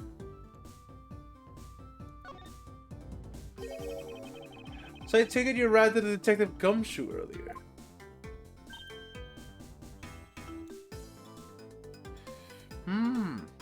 Yep. I was on my way to see Daddy when I saw Gummy standing there. He was standing in the hallway, standing really hard at the vending machine, so I had to say hi. Then when was this? Oh, before everything got crazy. How long the two of you been together? Yeah, how long were the two of you together? We only talked for a little while, and then we went on our own ways. That's right, pal. Kay and I only talked for a little while, that's it. Oh, which means we have now confirmed that Kay is in the hallway during recess, isn't that right? Okay, you got me. I told you to stop picking on Gummy, mister. Very well, then. I just had to speak with the good detective in private later. So, Detective Gumshoe was just defending him from being a suspect, I guess. Reasonable. Were you the one who bought the pack of Swiss rolls, Kay? Well, I didn't really have a lot of money. And I somehow made $1 out of all the pennies and quarters I had. That still wasn't enough, and I really wanted one. Gotta think of it. Yeah, but come to think of it, she did ask me to exchange a handful of change for $1. That's when you came and asked me to change your money, correct? Thanks a bunch for doing that, mister. Sure. But let me ask you, even with that $1, you still didn't have enough? Yeah, okay, so it's $1 plus Gumshoe's money. Well, that's why. Hey, if you bully Kay anymore, I'm gonna have to arrest you, pal. Need I remind you, you're the one already under arrest? Meow! I sense that Kay is going to be less forthcoming with this question. Sorry about your roughly thing. Yes, well now it's positively drenched in your nasal mucus. Don't worry, Kay, I have a spare. So here, you can have this one. But Daddy said, never take things from a stranger. Well, I mean, I guess Gumshoe isn't a stranger to Kay anymore. That's for the promises you made to your promise notebook, correct? Yeah, look, see? It's right there, this page. Okay, wait a minute. So this is gonna be important to the fucking trial, I think. Alright, then I'm not giving this to you. I'm merely allowing you to borrow it. You can take it home, wash it nice and clean, and give it to me next time we meet. Okay? Daddy never said I could borrow things. I couldn't borrow things from strangers.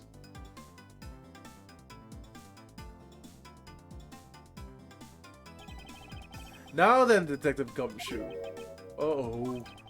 I believe it is now crystal clear that you were with little Kay in that hallway. Ugh. Yeah, I told you to stop being mean to Gummy. Miles Edgeworth, there is still something you have yet to resolve.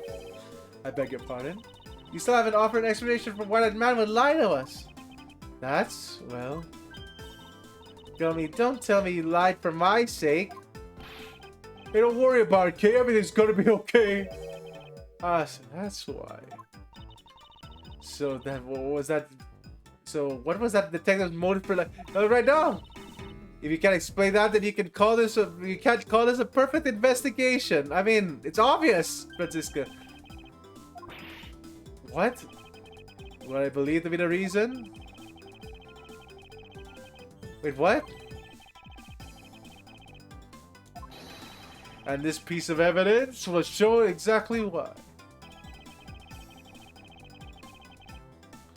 On account of Kay.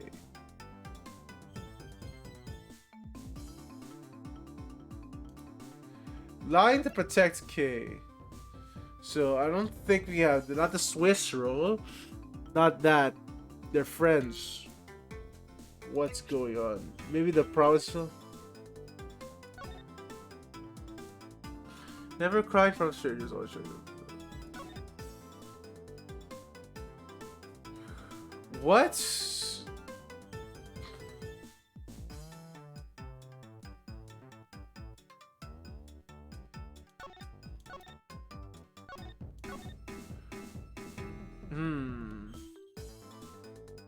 Oh, I see now. Not to break a promise, I guess. Present. Mr. Faraday, Kay's promise notebook? How does one explain anything? If you could take a look at this page, it clearly is written that Kay should never take things from a stranger. Detective Gumshoe, about that promise, he tried to cover for Kay. What a foolish fool reason for a fool!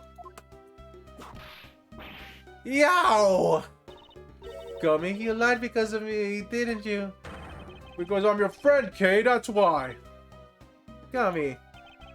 At long last, Detective Gumshoe, can you at least please tell me the whole truth now? There's no beating. Alright, that's it. There's no beating you up, pal, okay? I'll spill the goods. I've been standing guard for a while. I've been getting really hungry and that snack vending machine was taunting me. For all the cash you had was on $5 and that wasn't enough to buy anything, right? I thought the cheapest item in that machine was a 6-pack of Swiss rolls. Yeah, but then, like an angel from heaven, Kay showed up. I was thinking about sharing a snack with, Daddy. So I wanted to buy a Swiss roll. But I only had about $1 in coins. So we pulled my 5. This is still really fucking sad.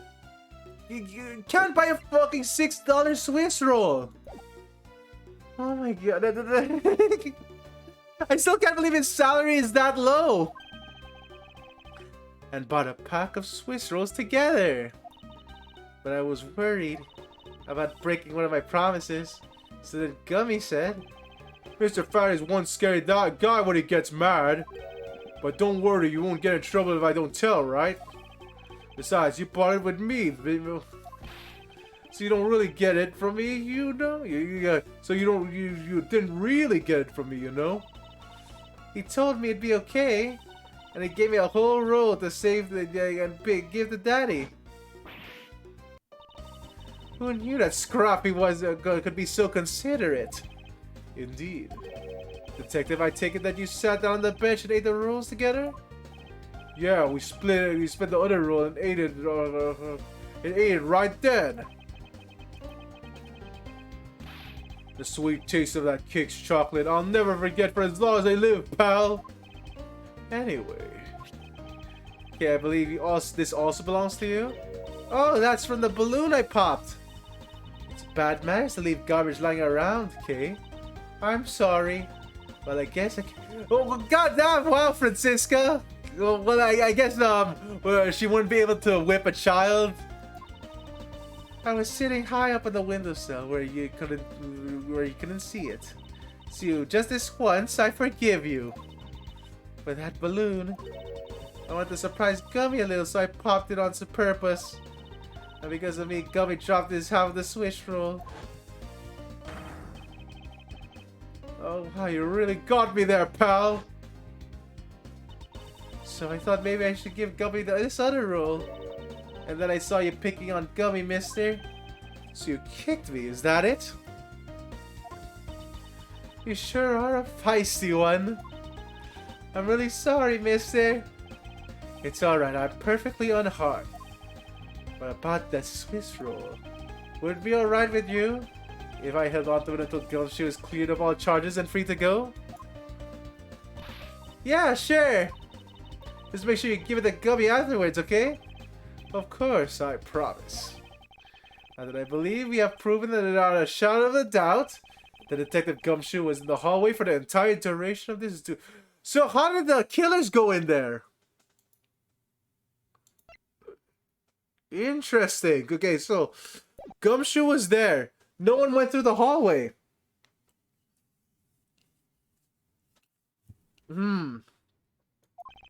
Which undeniably proves that Detective Gumshoe could not have committed double murders. Objection. Shit, this is still the weakest objection ever. Actually, it just proves the opposite. Actually, you just showed that Detective Gumshoe is the only one who could have committed the crime. What do you mean? It's quite rude to eavesdrop, Miss You. Well, I'm getting lectured on manners by a girl with a penchant for whipping people. But how dare you talk back with such insolence? What's wrong, lady? Gummy's not the bad guy. And what do we have here? What's this child doing here in a courthouse? Bailiff, please take this child in.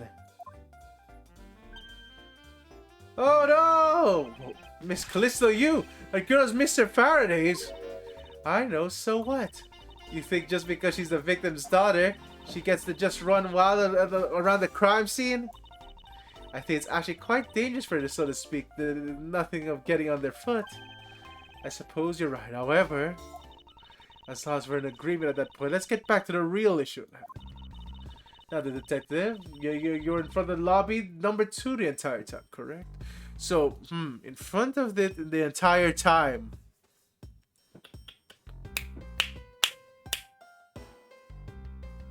Here.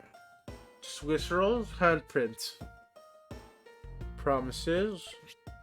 Can't check Detective Bad's testimony just yet.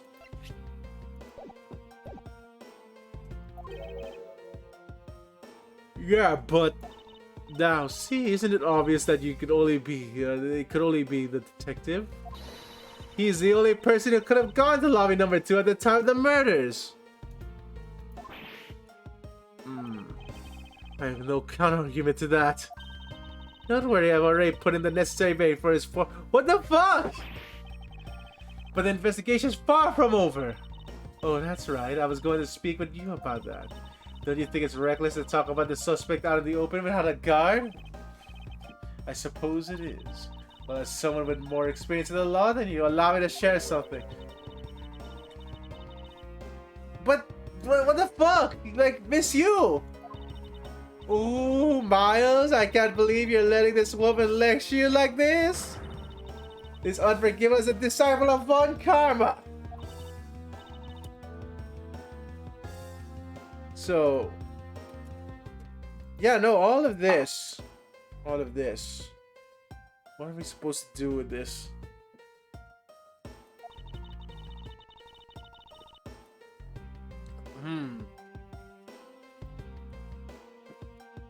One, two, three. Yeah, we can't. We really can't prove that the detective isn't lying here.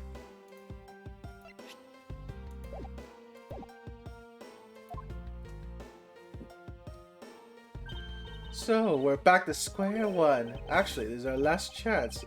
I can't tell if we fail to solve this case. Detective Gumshoe will be formally charged for under all the circumstantial evidence. This investigation is not over yet. There's still one location we have to yet inspect, and we Holy shit! Could Miss You and Detective Bad have been collaborating on this? Oh my god! You know, they could have been. I think that's a giant possibility.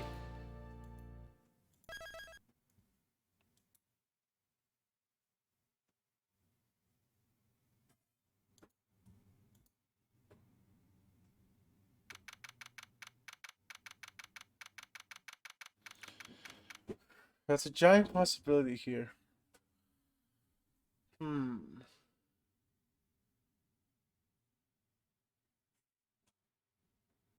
Yeah, no. Don't think.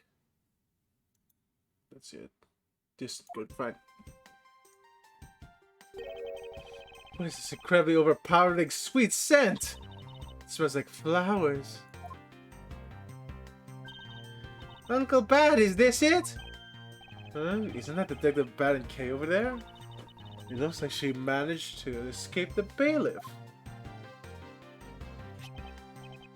No, that's no, that's not quite it. Oh, that's too bad, but it's so pretty. I think you're still a bit too young to be wearing that.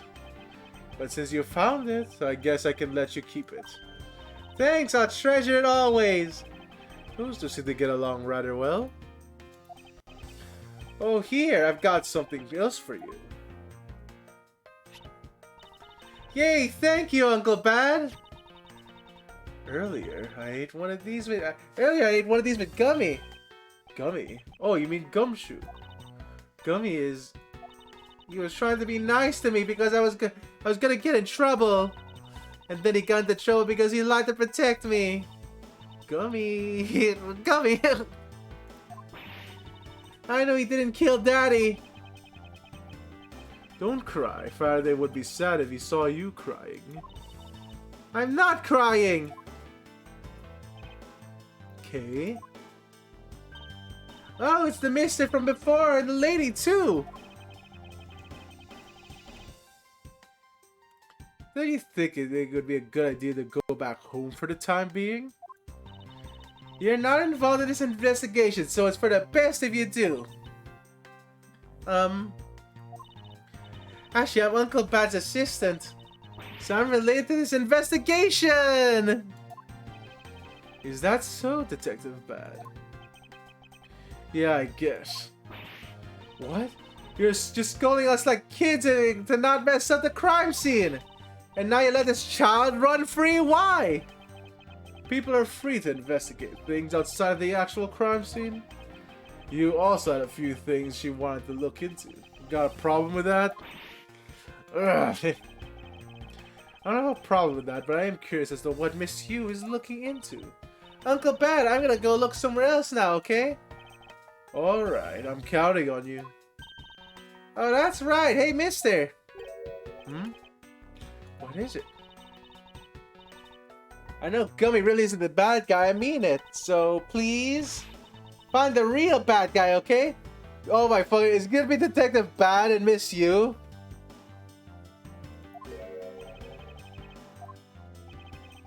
I won't forgive whoever did this. But in the absence of perfect piece of testimony and evidence, there's no one else that could be the true culprit other than Detective Gumshoe. She wandered off while I was pondering. Alright! Oh, shoot.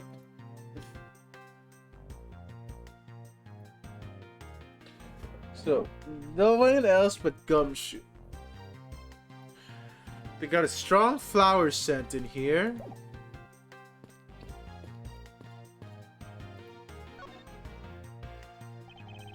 That expensive piece. It'll soon to be hanging on on the wall of this room. I wonder the guard title should be placed on it. Why do you say that? Well, a desperate low-paid detective might make off with it someday. You never know. I mean, yeah, he can only have $5 to his name. She may be thinking about hiring a guard, but it's obvious she isn't factoring the guard's salary whatsoever.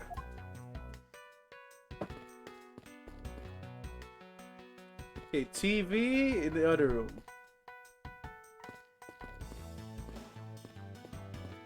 Wait a minute.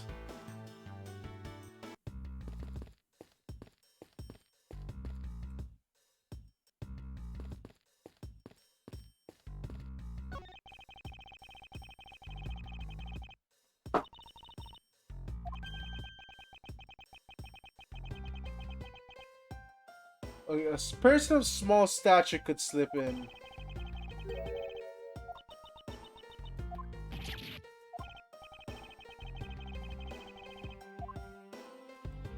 No. Wait a minute. Person with small stature could slip in. So someone like Kay could slip into this room? But then, there's no way that Kay killed her own dad. Yeah, this window's open for some reason.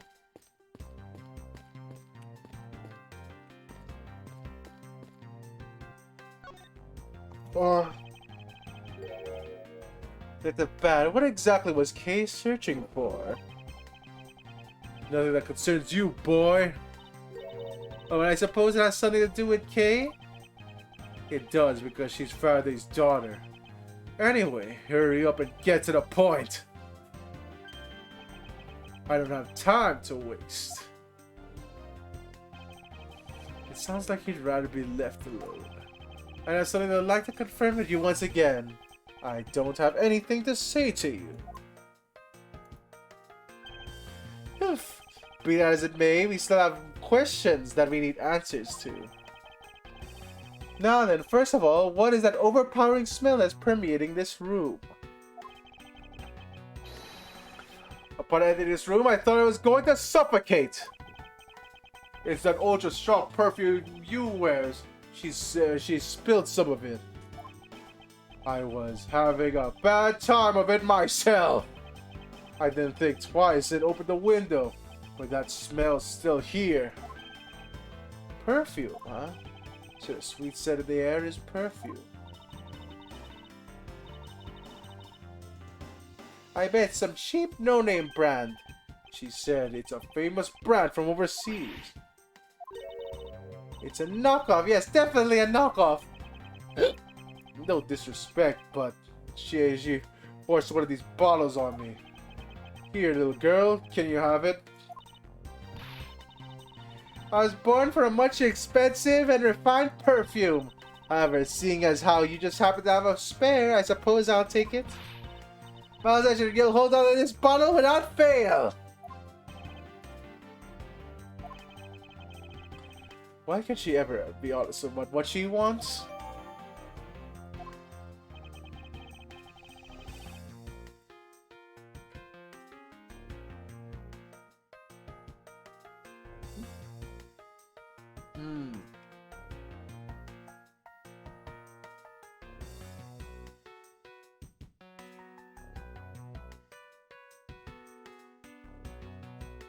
Okay, wait a minute. No. Is that all you wanted to talk about? If so, I'm going to back the investigation. So, perfume. Given by bad St. Prudence, but lobby number 1. I inquire about... So wait a minute, did we smell any... It smelled like flowers in this room.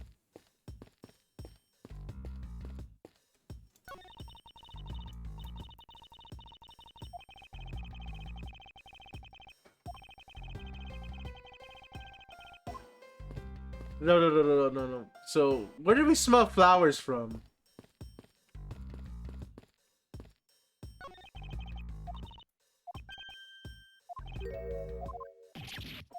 There's no way that that Miss Yu could fit in the in this, right?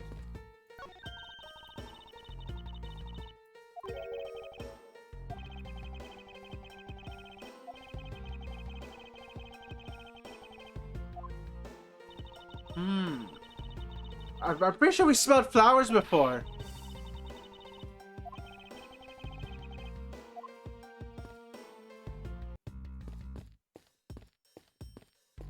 There has to be something here. Flowers. Do I just have to keep talking to the detective first? During the recess. So you're in this room the entire recess? Like I said, I made a call to the precinct to get that big lugger down here. But other than that, I was waiting for the recess to end in here. At least your story is consistent. Earlier you stated that you were in the lobby with Miss Yu. Yeah, I ran into her in the middle of the hallway. So, she said that she wanted to talk to me about something, so we came in here. Then what were you saying up until Detective Gumshoe's arrival? You and Miss Yu were in 2 different locations? I guess I am. Interesting. Speaking of that lawyer, she seems to have a great dislike for you. Ugh. Let's see, Miss Yu's assisted the victim of the KG8 incident. And as I recall, Detective Badge was the lead detective on that case. I wonder the reason for her disdain was simply because you failed to guard Assessor. But because you were the lead detective on that case. You knew? I also know that today's trial is involving the Kodofian Embassy staff member is being referred to as the second KG8 incident. Now then, Detective, I believe it's time for you were honest with me. And told me the truth behind your relationship with Miss Yu and Mr. Faraday. And the KG8 incident. If you already knew that much, I guess it'd already be alright to tell you. Okay, excellent. So, Dad, I'm pretty sure we smelled flowers before. Aside from this first encounter with it. Now then, I'd like to ask you a few questions about the KG8 incident. It's not exactly a happy story. But none of the people who were directly involved. You two will be the first to hear what I'm about to tell. Oh! The honest truth behind the KG8 incident. Oh, there we go! Also, wasn't a secret all along, huh? That's a fucking reveal. Faraday, you and I, as you already know, we 3 were involved in the KG8 incident. Faraday and I, we were originally on the trail of a smuggling ring. Even a smuggling case involving the Amano Group's secretaries. The child was just a front. A facade? Yeah. The case became tainted.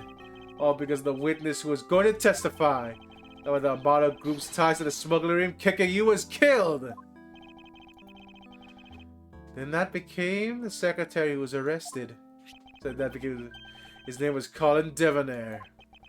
To be honest, the guy didn't know a thing about the smuggling ring. But he confessed to knowing about it anyway. Devonair was probably being intimidated by the big boss man. Just another scapegoat. The boss man of Amano Group. He can't be seriously he can't seriously be Mr. Ernest Amano. That can't be right. It's probably just Detective Bad's personal hypothesis. What was he trying to do, suspecting Mr. Amano being involved with smuggling? I suppose it would seem quite difficult to secure an acquittal after he confessed. But the man who killed Sesayu, Manny Kochin, was a completely different person. But since he has already been acquitted once for over murder, Mr. Faraday, how could you have let him go? If I remember correctly, I heard that Mr. Faraday had an important piece of evidence stolen from him. That wasn't Faraday's fault. It was mine. I wasn't vigilant enough. Faraday, Sese, I was supposed to protect them both. Miss Yu didn't mention that as well. About how Detective Bad was supposed to guard her. But even I, who was supposed to protect them, I fell into their trap. What kind of trap? The holes in the jacket are a testament to that trap. You mean you were fired upon? You were shot that many times in a gunfight? No. Only about half of these are from that case. But the reason I continue to wear this jacket is to remind myself of the lessons I learned from the KG8 incident. Holy shit, okay, he was gonna be killed too! I could even protect Sesayu and Sesayu. Kekiyu? I don't really get the pun there. And the suspect was found not guilty. We have to hit a brick wall as far as the law was concerned. And that she came to the courtroom, the victim's sister. When I first met Callisto Yu,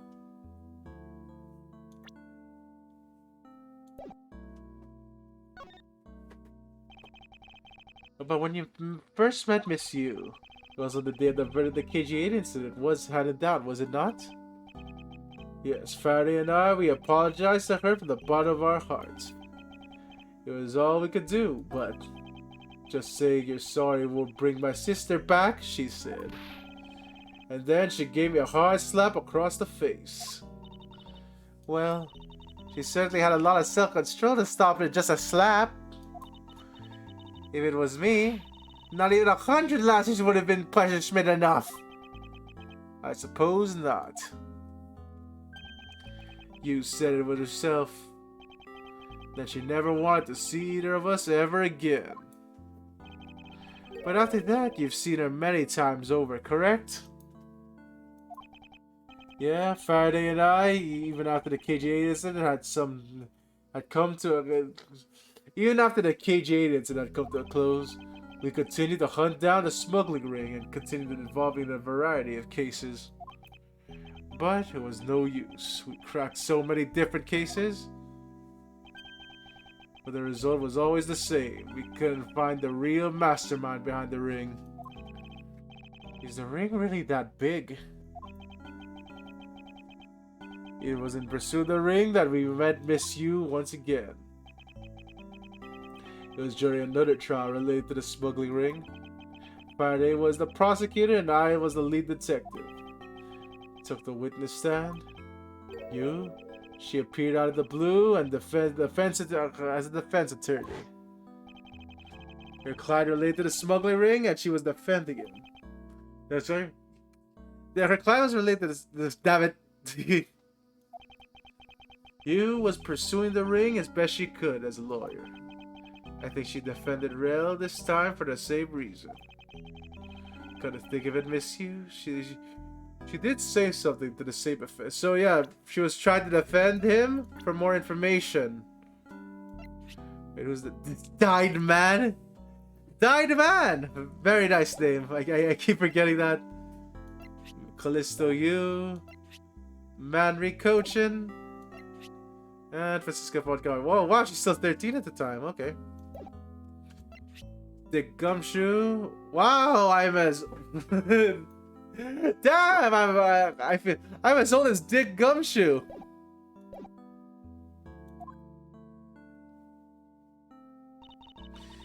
I have my own agenda. I'm still on the hunt for leads regarding the KG8 incident, alright? And for that, you have not a single... Okay, no, we've already read this. Don't put words in my mouth, no such thing, blah blah blah.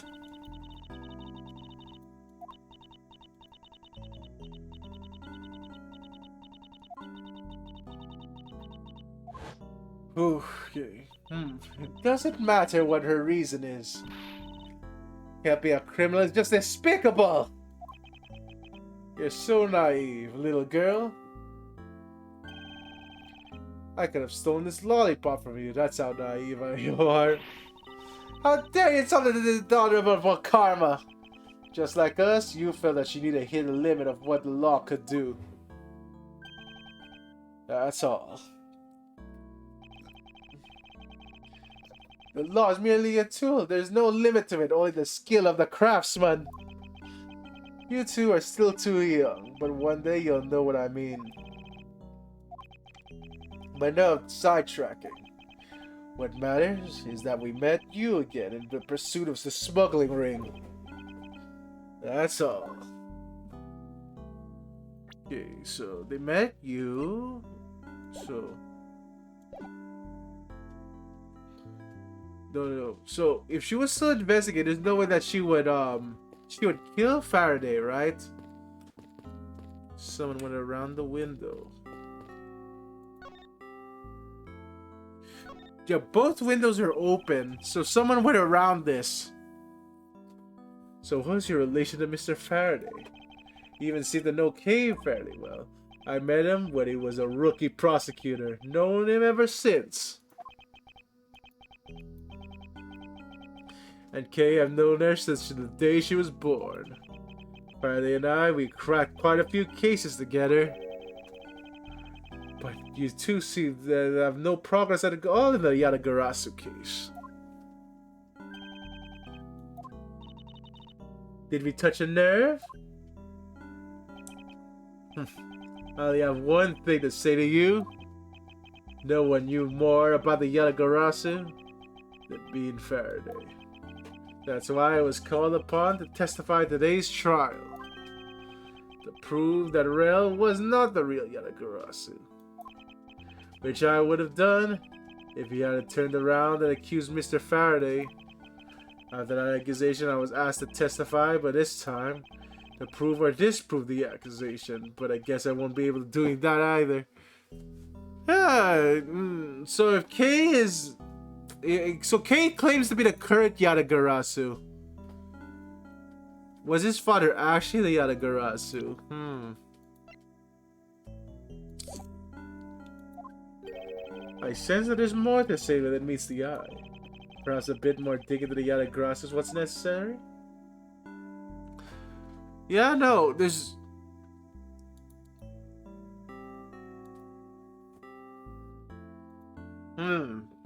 Yatagarasu. You claim to know much about the Yatagarasu. Would you care to share what you've known with me? What you two should be looking for right now is the proof of murderous intent toward Faraday and Rel. I agree, which is exactly why I'm asking about the Yatagarasu. What?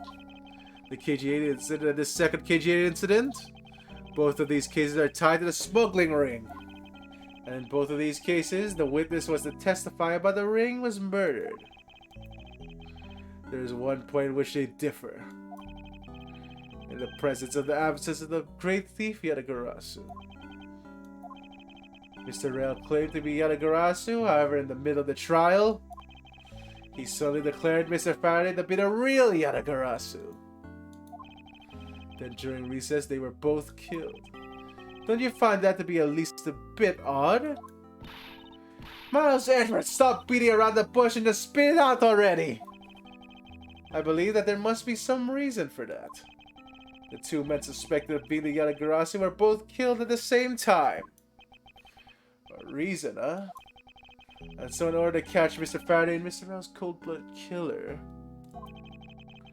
I feel that I need to learn as much as I can. Okay, so... Do we have... Yeah, I don't think we have any information on the Yatagarasu yet. Yeah, we don't have any leads on that. If it will help you solve this case, then I'll tell you the reason we've never caught the Yatagarasu. What was the sudden outburst for? You almost made me whip you by accident. You still accidentally whipped me anyway.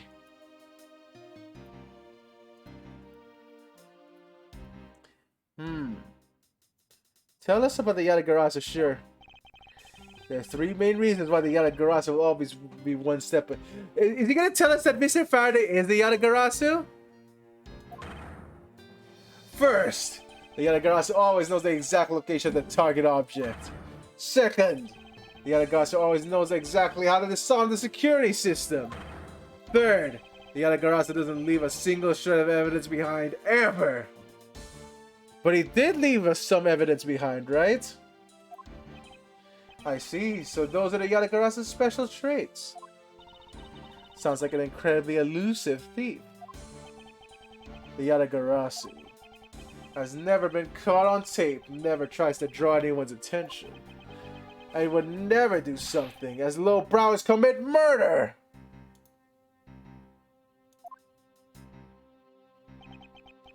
That's how I view it. that Rel wasn't the real Yatagarasu right away.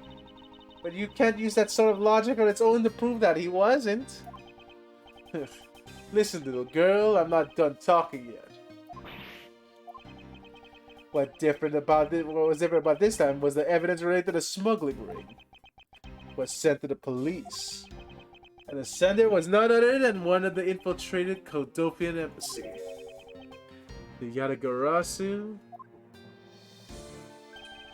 The Yatagarasu sent the evidence? Until now, the Yatagarasu would always publicize any corrupt dealings through the mass media. But not this time. The evidence this time was something only Faraday and I, and a select few others knew about. In this case, how can you be so sure it was the Yatagarasu who sent it? That's easy. A special card that only the Yatagarasu uses was attached. That's how I can be so sure.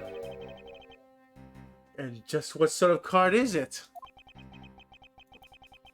So, Yatagarasu doesn't leave any evidence. So he didn't commit. Well, he didn't commit this murder, I guess. What kind of gun was this?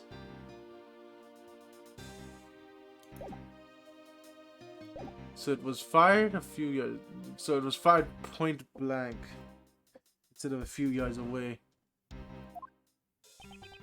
So they had to be in the room. Whether the Yatagarasu wants to publicize something, a white card is sent along with the stolen information. But when we questioned the Rel about what was sent along with the white card, well, I had no idea what it was.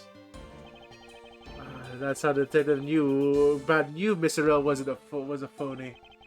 Thank you very much. I have a much better understanding of the Yatagarasu now.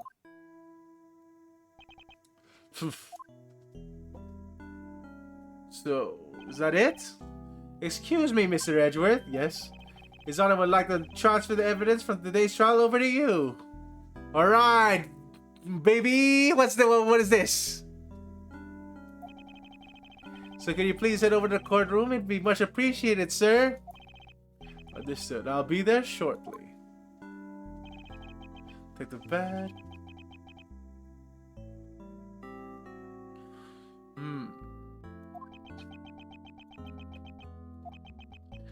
Finding the answer to that question is the only reason I'm still alive. I became a prosecutor to find the answer to that question myself. And to play a part in ensuring that all criminals everywhere are found guilty! Oh shit, Edgeworth! No, don't do it! Oh, shoot. So, what's the evidence, Judge? Oh, it's you, Mr. Edgeworth. It appears His Honor is a bit dispirited. For the first time today, I experienced what it's like to stand at witness stand. I now have a great appreciation for just how hard it is to give testimony. Is that why you're so lenient on everyone, Judge? Well, there's no reason for you all to be depressed about it, Your Honor. As a judge, no one expects you to think about anything other than the verdict. Francisca, there is no need to further depress His Honor. But I'm not trying to, Miles. Your Honor. Your Honor, I've come to collect the evidence that that was to be transferred to me. Oh, what's the evidence? Come on, show! Show! Your Honor, the evidence? Your Honor! Oh, yes, can I help you? I'd like to collect the evidence now, sir. Come on, whoa. Yes, I'm sorry. I would expect that the defense attorney has yet to arrive. She is busy with the investigation, so let's keep it this brief, shall we? Give me the evidence, damn it! Mr. Faraday and Mr. Rel are also included, so please go ahead and use them in your investigation into their case. Alright, go on. Give it! The piece of evidence.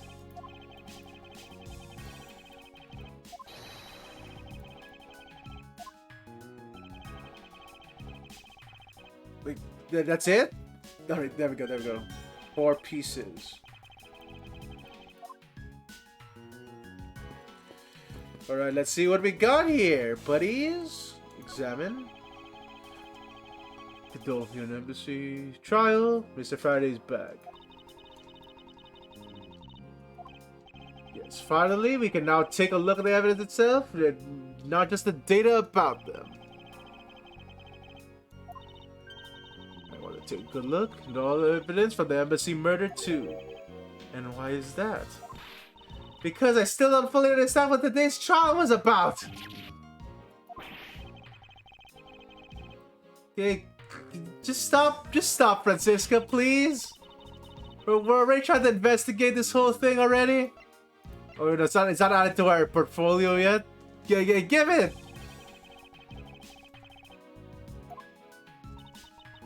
Okay, gun, knife.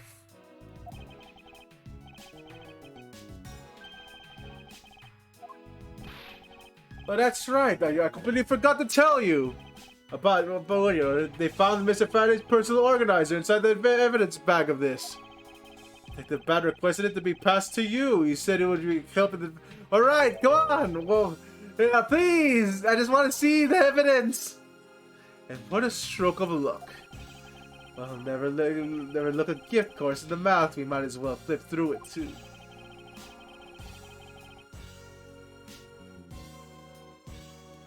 She gets a full-blown whip later, Mookie.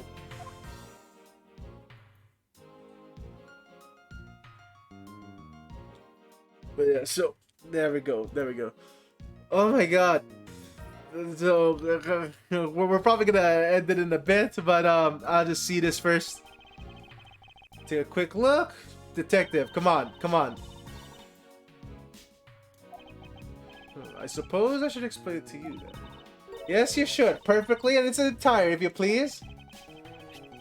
On the night of September 8th, an embassy staff member, okay, now that we already noticed, staff member died of the shock of being shot in the heart. That's the KG8 incident. That is it. All right. Mackerel was brought. Suspect was found in him, for which he was arrested on the spot. Mackerel was then killed. Was the only incriminating evidence we had. Mr. Rail was caught in the act. Filmed by security camera. Okay, so that's the KG8 incident. We don't think we have any more evidence here. I can't believe he didn't notice the security camera. The Carovian Embassy security system is supposedly very well designed. He's simply not been aware that there was a camera in the area. So you have... Yeah, no, so that seems to be it. Like, there's been two incidents in which they were caught on camera. Interesting. So that's a street camera surveillance video caught there. The shot in the back. This one was shot in the front. Check this. Shoot. Mackerel H5. So that's so this was already the case here. Yeah, he used a gun to shoot him point blank, and then he was stabbed with a knife. Was played during the trial by Mr. Faraday. You can clearly identify Morel on it. Even the sound of the gunshot was crystal clear. So the footage included sound, huh? I don't think I'd ever want to see a moment of someone's death in real life. Me neither. Wait, that's the case file. Okay, what's this wallet? Mr. Faraday's organizer. It appears they was there in the habit of using it. Looks like he wrote his strategy of getting Mr. Rail convicted in here. I've collected evidence that I need to prove Rail was the killer. Between the handgun Rail had on. Okay, so that's the organization. Okay, can you read more into it? Son of his had recorded superb clarity on the surveillance video. No. Wait a minute. Evidence. I can use the proof that Rail is not the real. So So they have to call in the detective here. Wait, try it? That's lost it.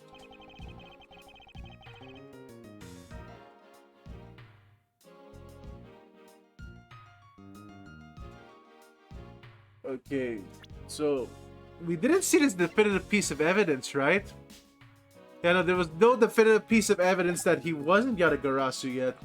That's why we were calling the detective, because the detective had to prove that Mr. Rel wasn't Yatagarasu. Go on.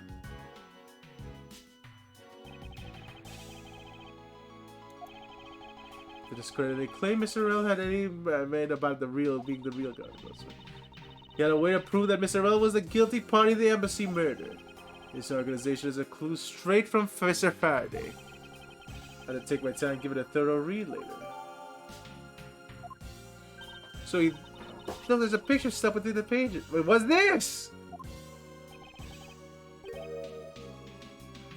Oh my fucking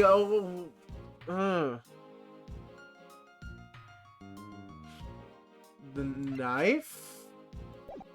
Like, is that related to the knife in a way? Don't think so. Pen. Partly nib doesn't work that way. Okay, it appears to be a key. Got it.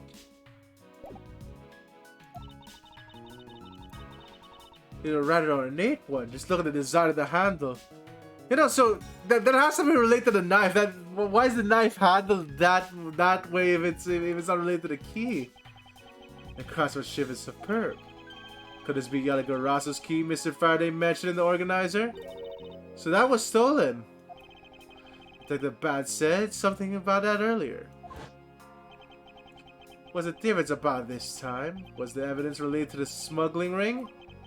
Was sent to the police. And the sender was none other than the one who infiltrated the Kodopian embassy. Yatagarasu.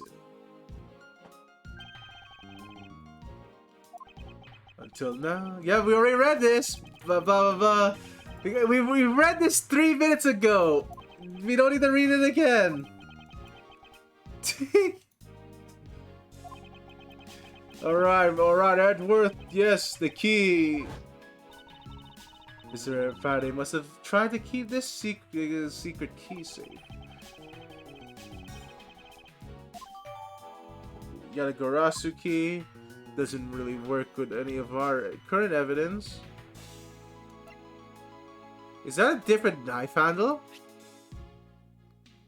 Yeah, that seems like a butterfly knife. This is a different knife handle. Unless that's in its sheath still, instead of it being there. Oh, okay. Yeah. So.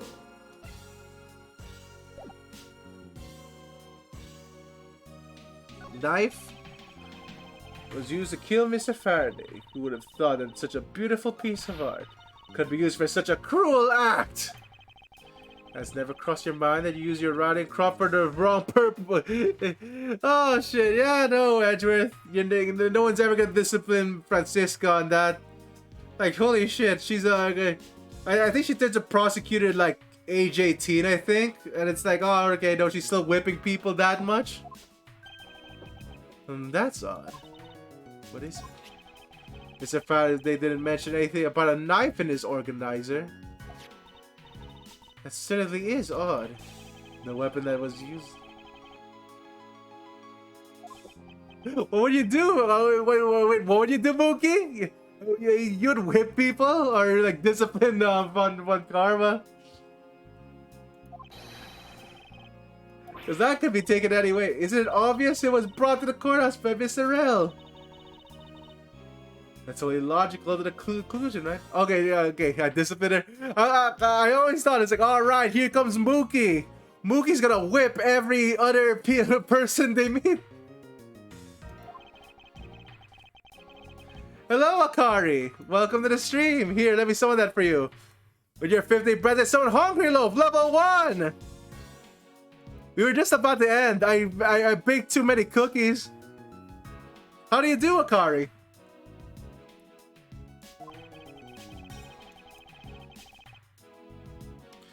Every person who enters the corridor zone is checked thoroughly for contraband. Furthermore, the suspect was handcuffed. Oh, wow! Very nice timing. So what do you think of Double? Like, wait, have you finished it, or are you still binging it? In that case, how do you know this knife ended up inside the courthouse? I need to think carefully here. Halfway through episode 20. Very nice, Akari! Holy shit, you really are gonna be done by next week. Oh yeah, I forgot to say, Merry Christmas, everyone. Then again, I'm not sure what time it is there. Like, it's already almost... Yeah, it's already past midnight over here, so I guess it's technically Christmas here. Like, for you guys, it's like, it's still like lunchtime, I think, like 12 p.m. However, it is a fact that this knife... Yeah, no, Merry Christmas Eve, everyone! Whee! I still need to do a lot more preparations today. Christmas is pain for anyone that cooks, right? Conversely, this one item listed in Mr. Like I fucking swear, like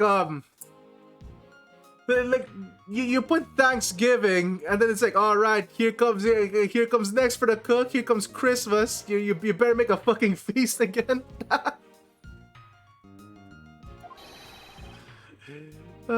That no one claimed I've seen today. You're out of banana bread. I would be surprised if you still had banana bread, Akari. But yeah, we're about to end already. My brain's getting tired.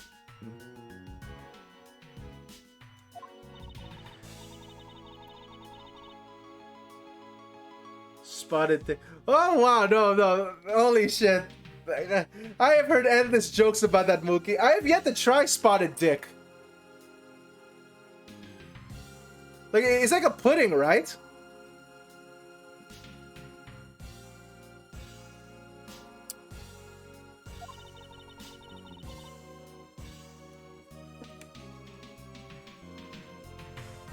It's a really good bread pudding. Okay, yep.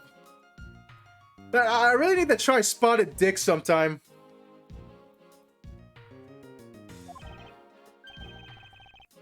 I know the answer, Francisca. What was it then?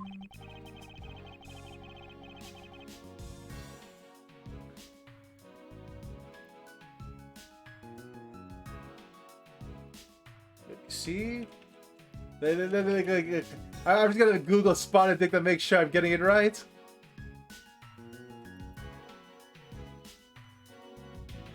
Okay, yes. All right. Nope, I was right about that.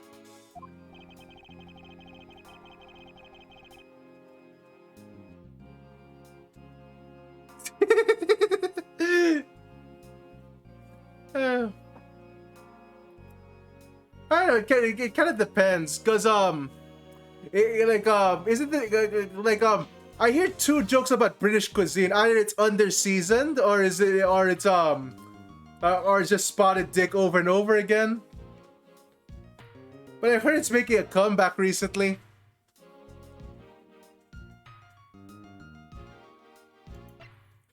Evidence that the knife was brought into the courthouse.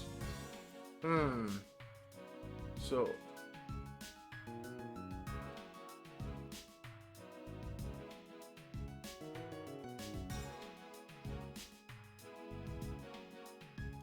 Wait a minute. Evidence that was brought to the fucking courthouse. Is the key related to the knife? Like I said before. Present? The Allegaraza key, Mr. Faraday mentions in his organizer. This is just how the knife was brought to the courthouse. You're not making any sense, Miles Edgeworth. Alright, the key was a knife! Just need to look a bit closer, Francisca, to see what I mean. Don't the color and ornamentation of the keys handle remind you of anything? They do remind me of the knife. Very good. But both the Yatagarasu key and the phone of the murderous knife have very unique design on their handles. Even though Mr. Faraday mentions the Yatagarasu's key, the only object we found at the crime scene was the knife. You don't seriously mean to say? It appears that you've finally caught up. And yes, I do mean what they got to say, that these two pieces are in fact one and the same. But that's impossible!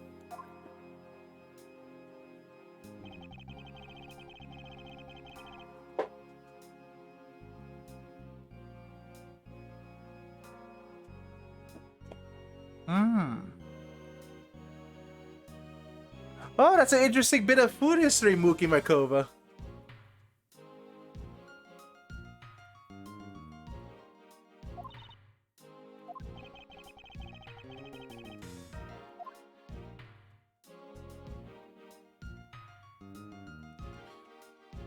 So lean as possible so you see the taste of jelly curd. Yeah, that's fair. Like always season the taste, cause everyone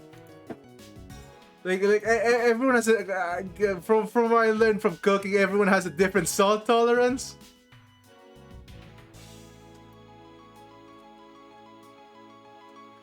Wait a minute. So how am I supposed to prove that this knife, like the handle, the key? Wait, was this a key the whole time? It's a weapon that was used to kill Mr. Faraday. That blade itself will both have beautiful designs worked into them. Look, there's even a flower-shaped design in this gold section here. This had been used as a tool for murder I wanted for myself. Seems to be drawn to the best. Too bad this isn't mine to give. Holy shit, but what am I supposed to do here? Key. Okay, we're expecting the knife. It doesn't look like the key yet.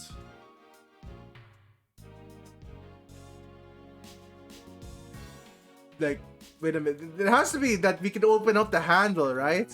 Like this? This? Heck yeah! I can't believe it turned into a key to think there was such a trick into this thing. So the weapon used to kill Mr. Faraday actually was the key the Yatagarasu stole. This piece of information is more critical than anything learned up until now. Alright. And with that...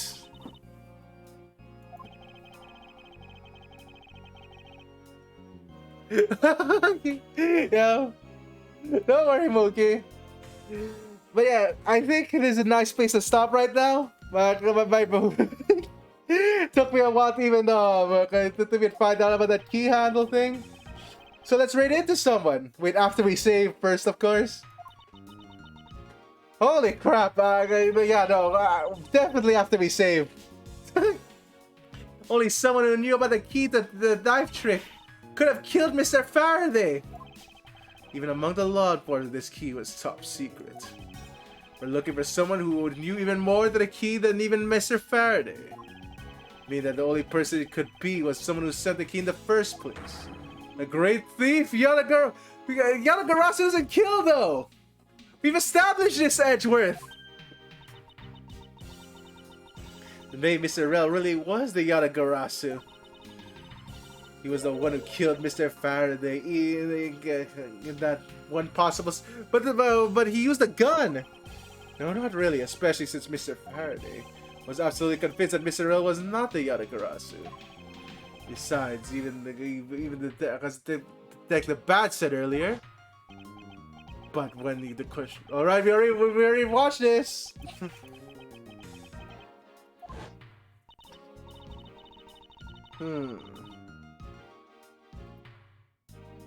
Alright, let me see who's on.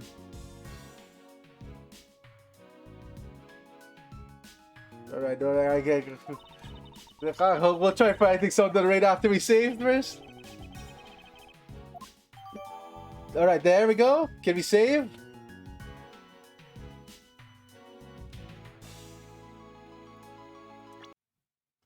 Okay, there we go. We're gonna save game. But yeah, thanks for watching, everyone. I'm gonna be busy, but tomorrow I promise we're gonna stream for way longer. Because I have nothing to do. I have nothing to do after tomorrow. I'm free! Free from the chains. So first, let's find some of the raid.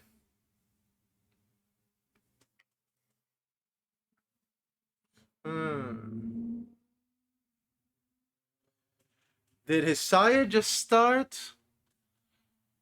Holy fuck. Oh, why are all my usual raid targets just finished at this time? There's no one on. Okay, wait a minute. You know, free from the chains of cookie oppression.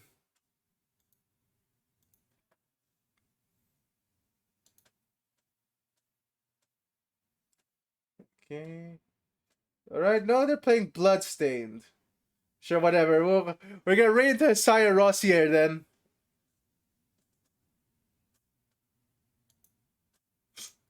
I'm sorry, Mookie.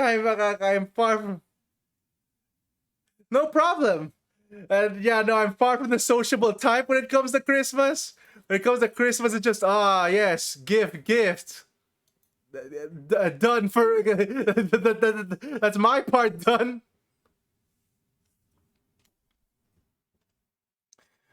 Tomorrow, we're gonna stream way more. Thank you for everyone for watching. I'll see you Sunday. Bye-bye.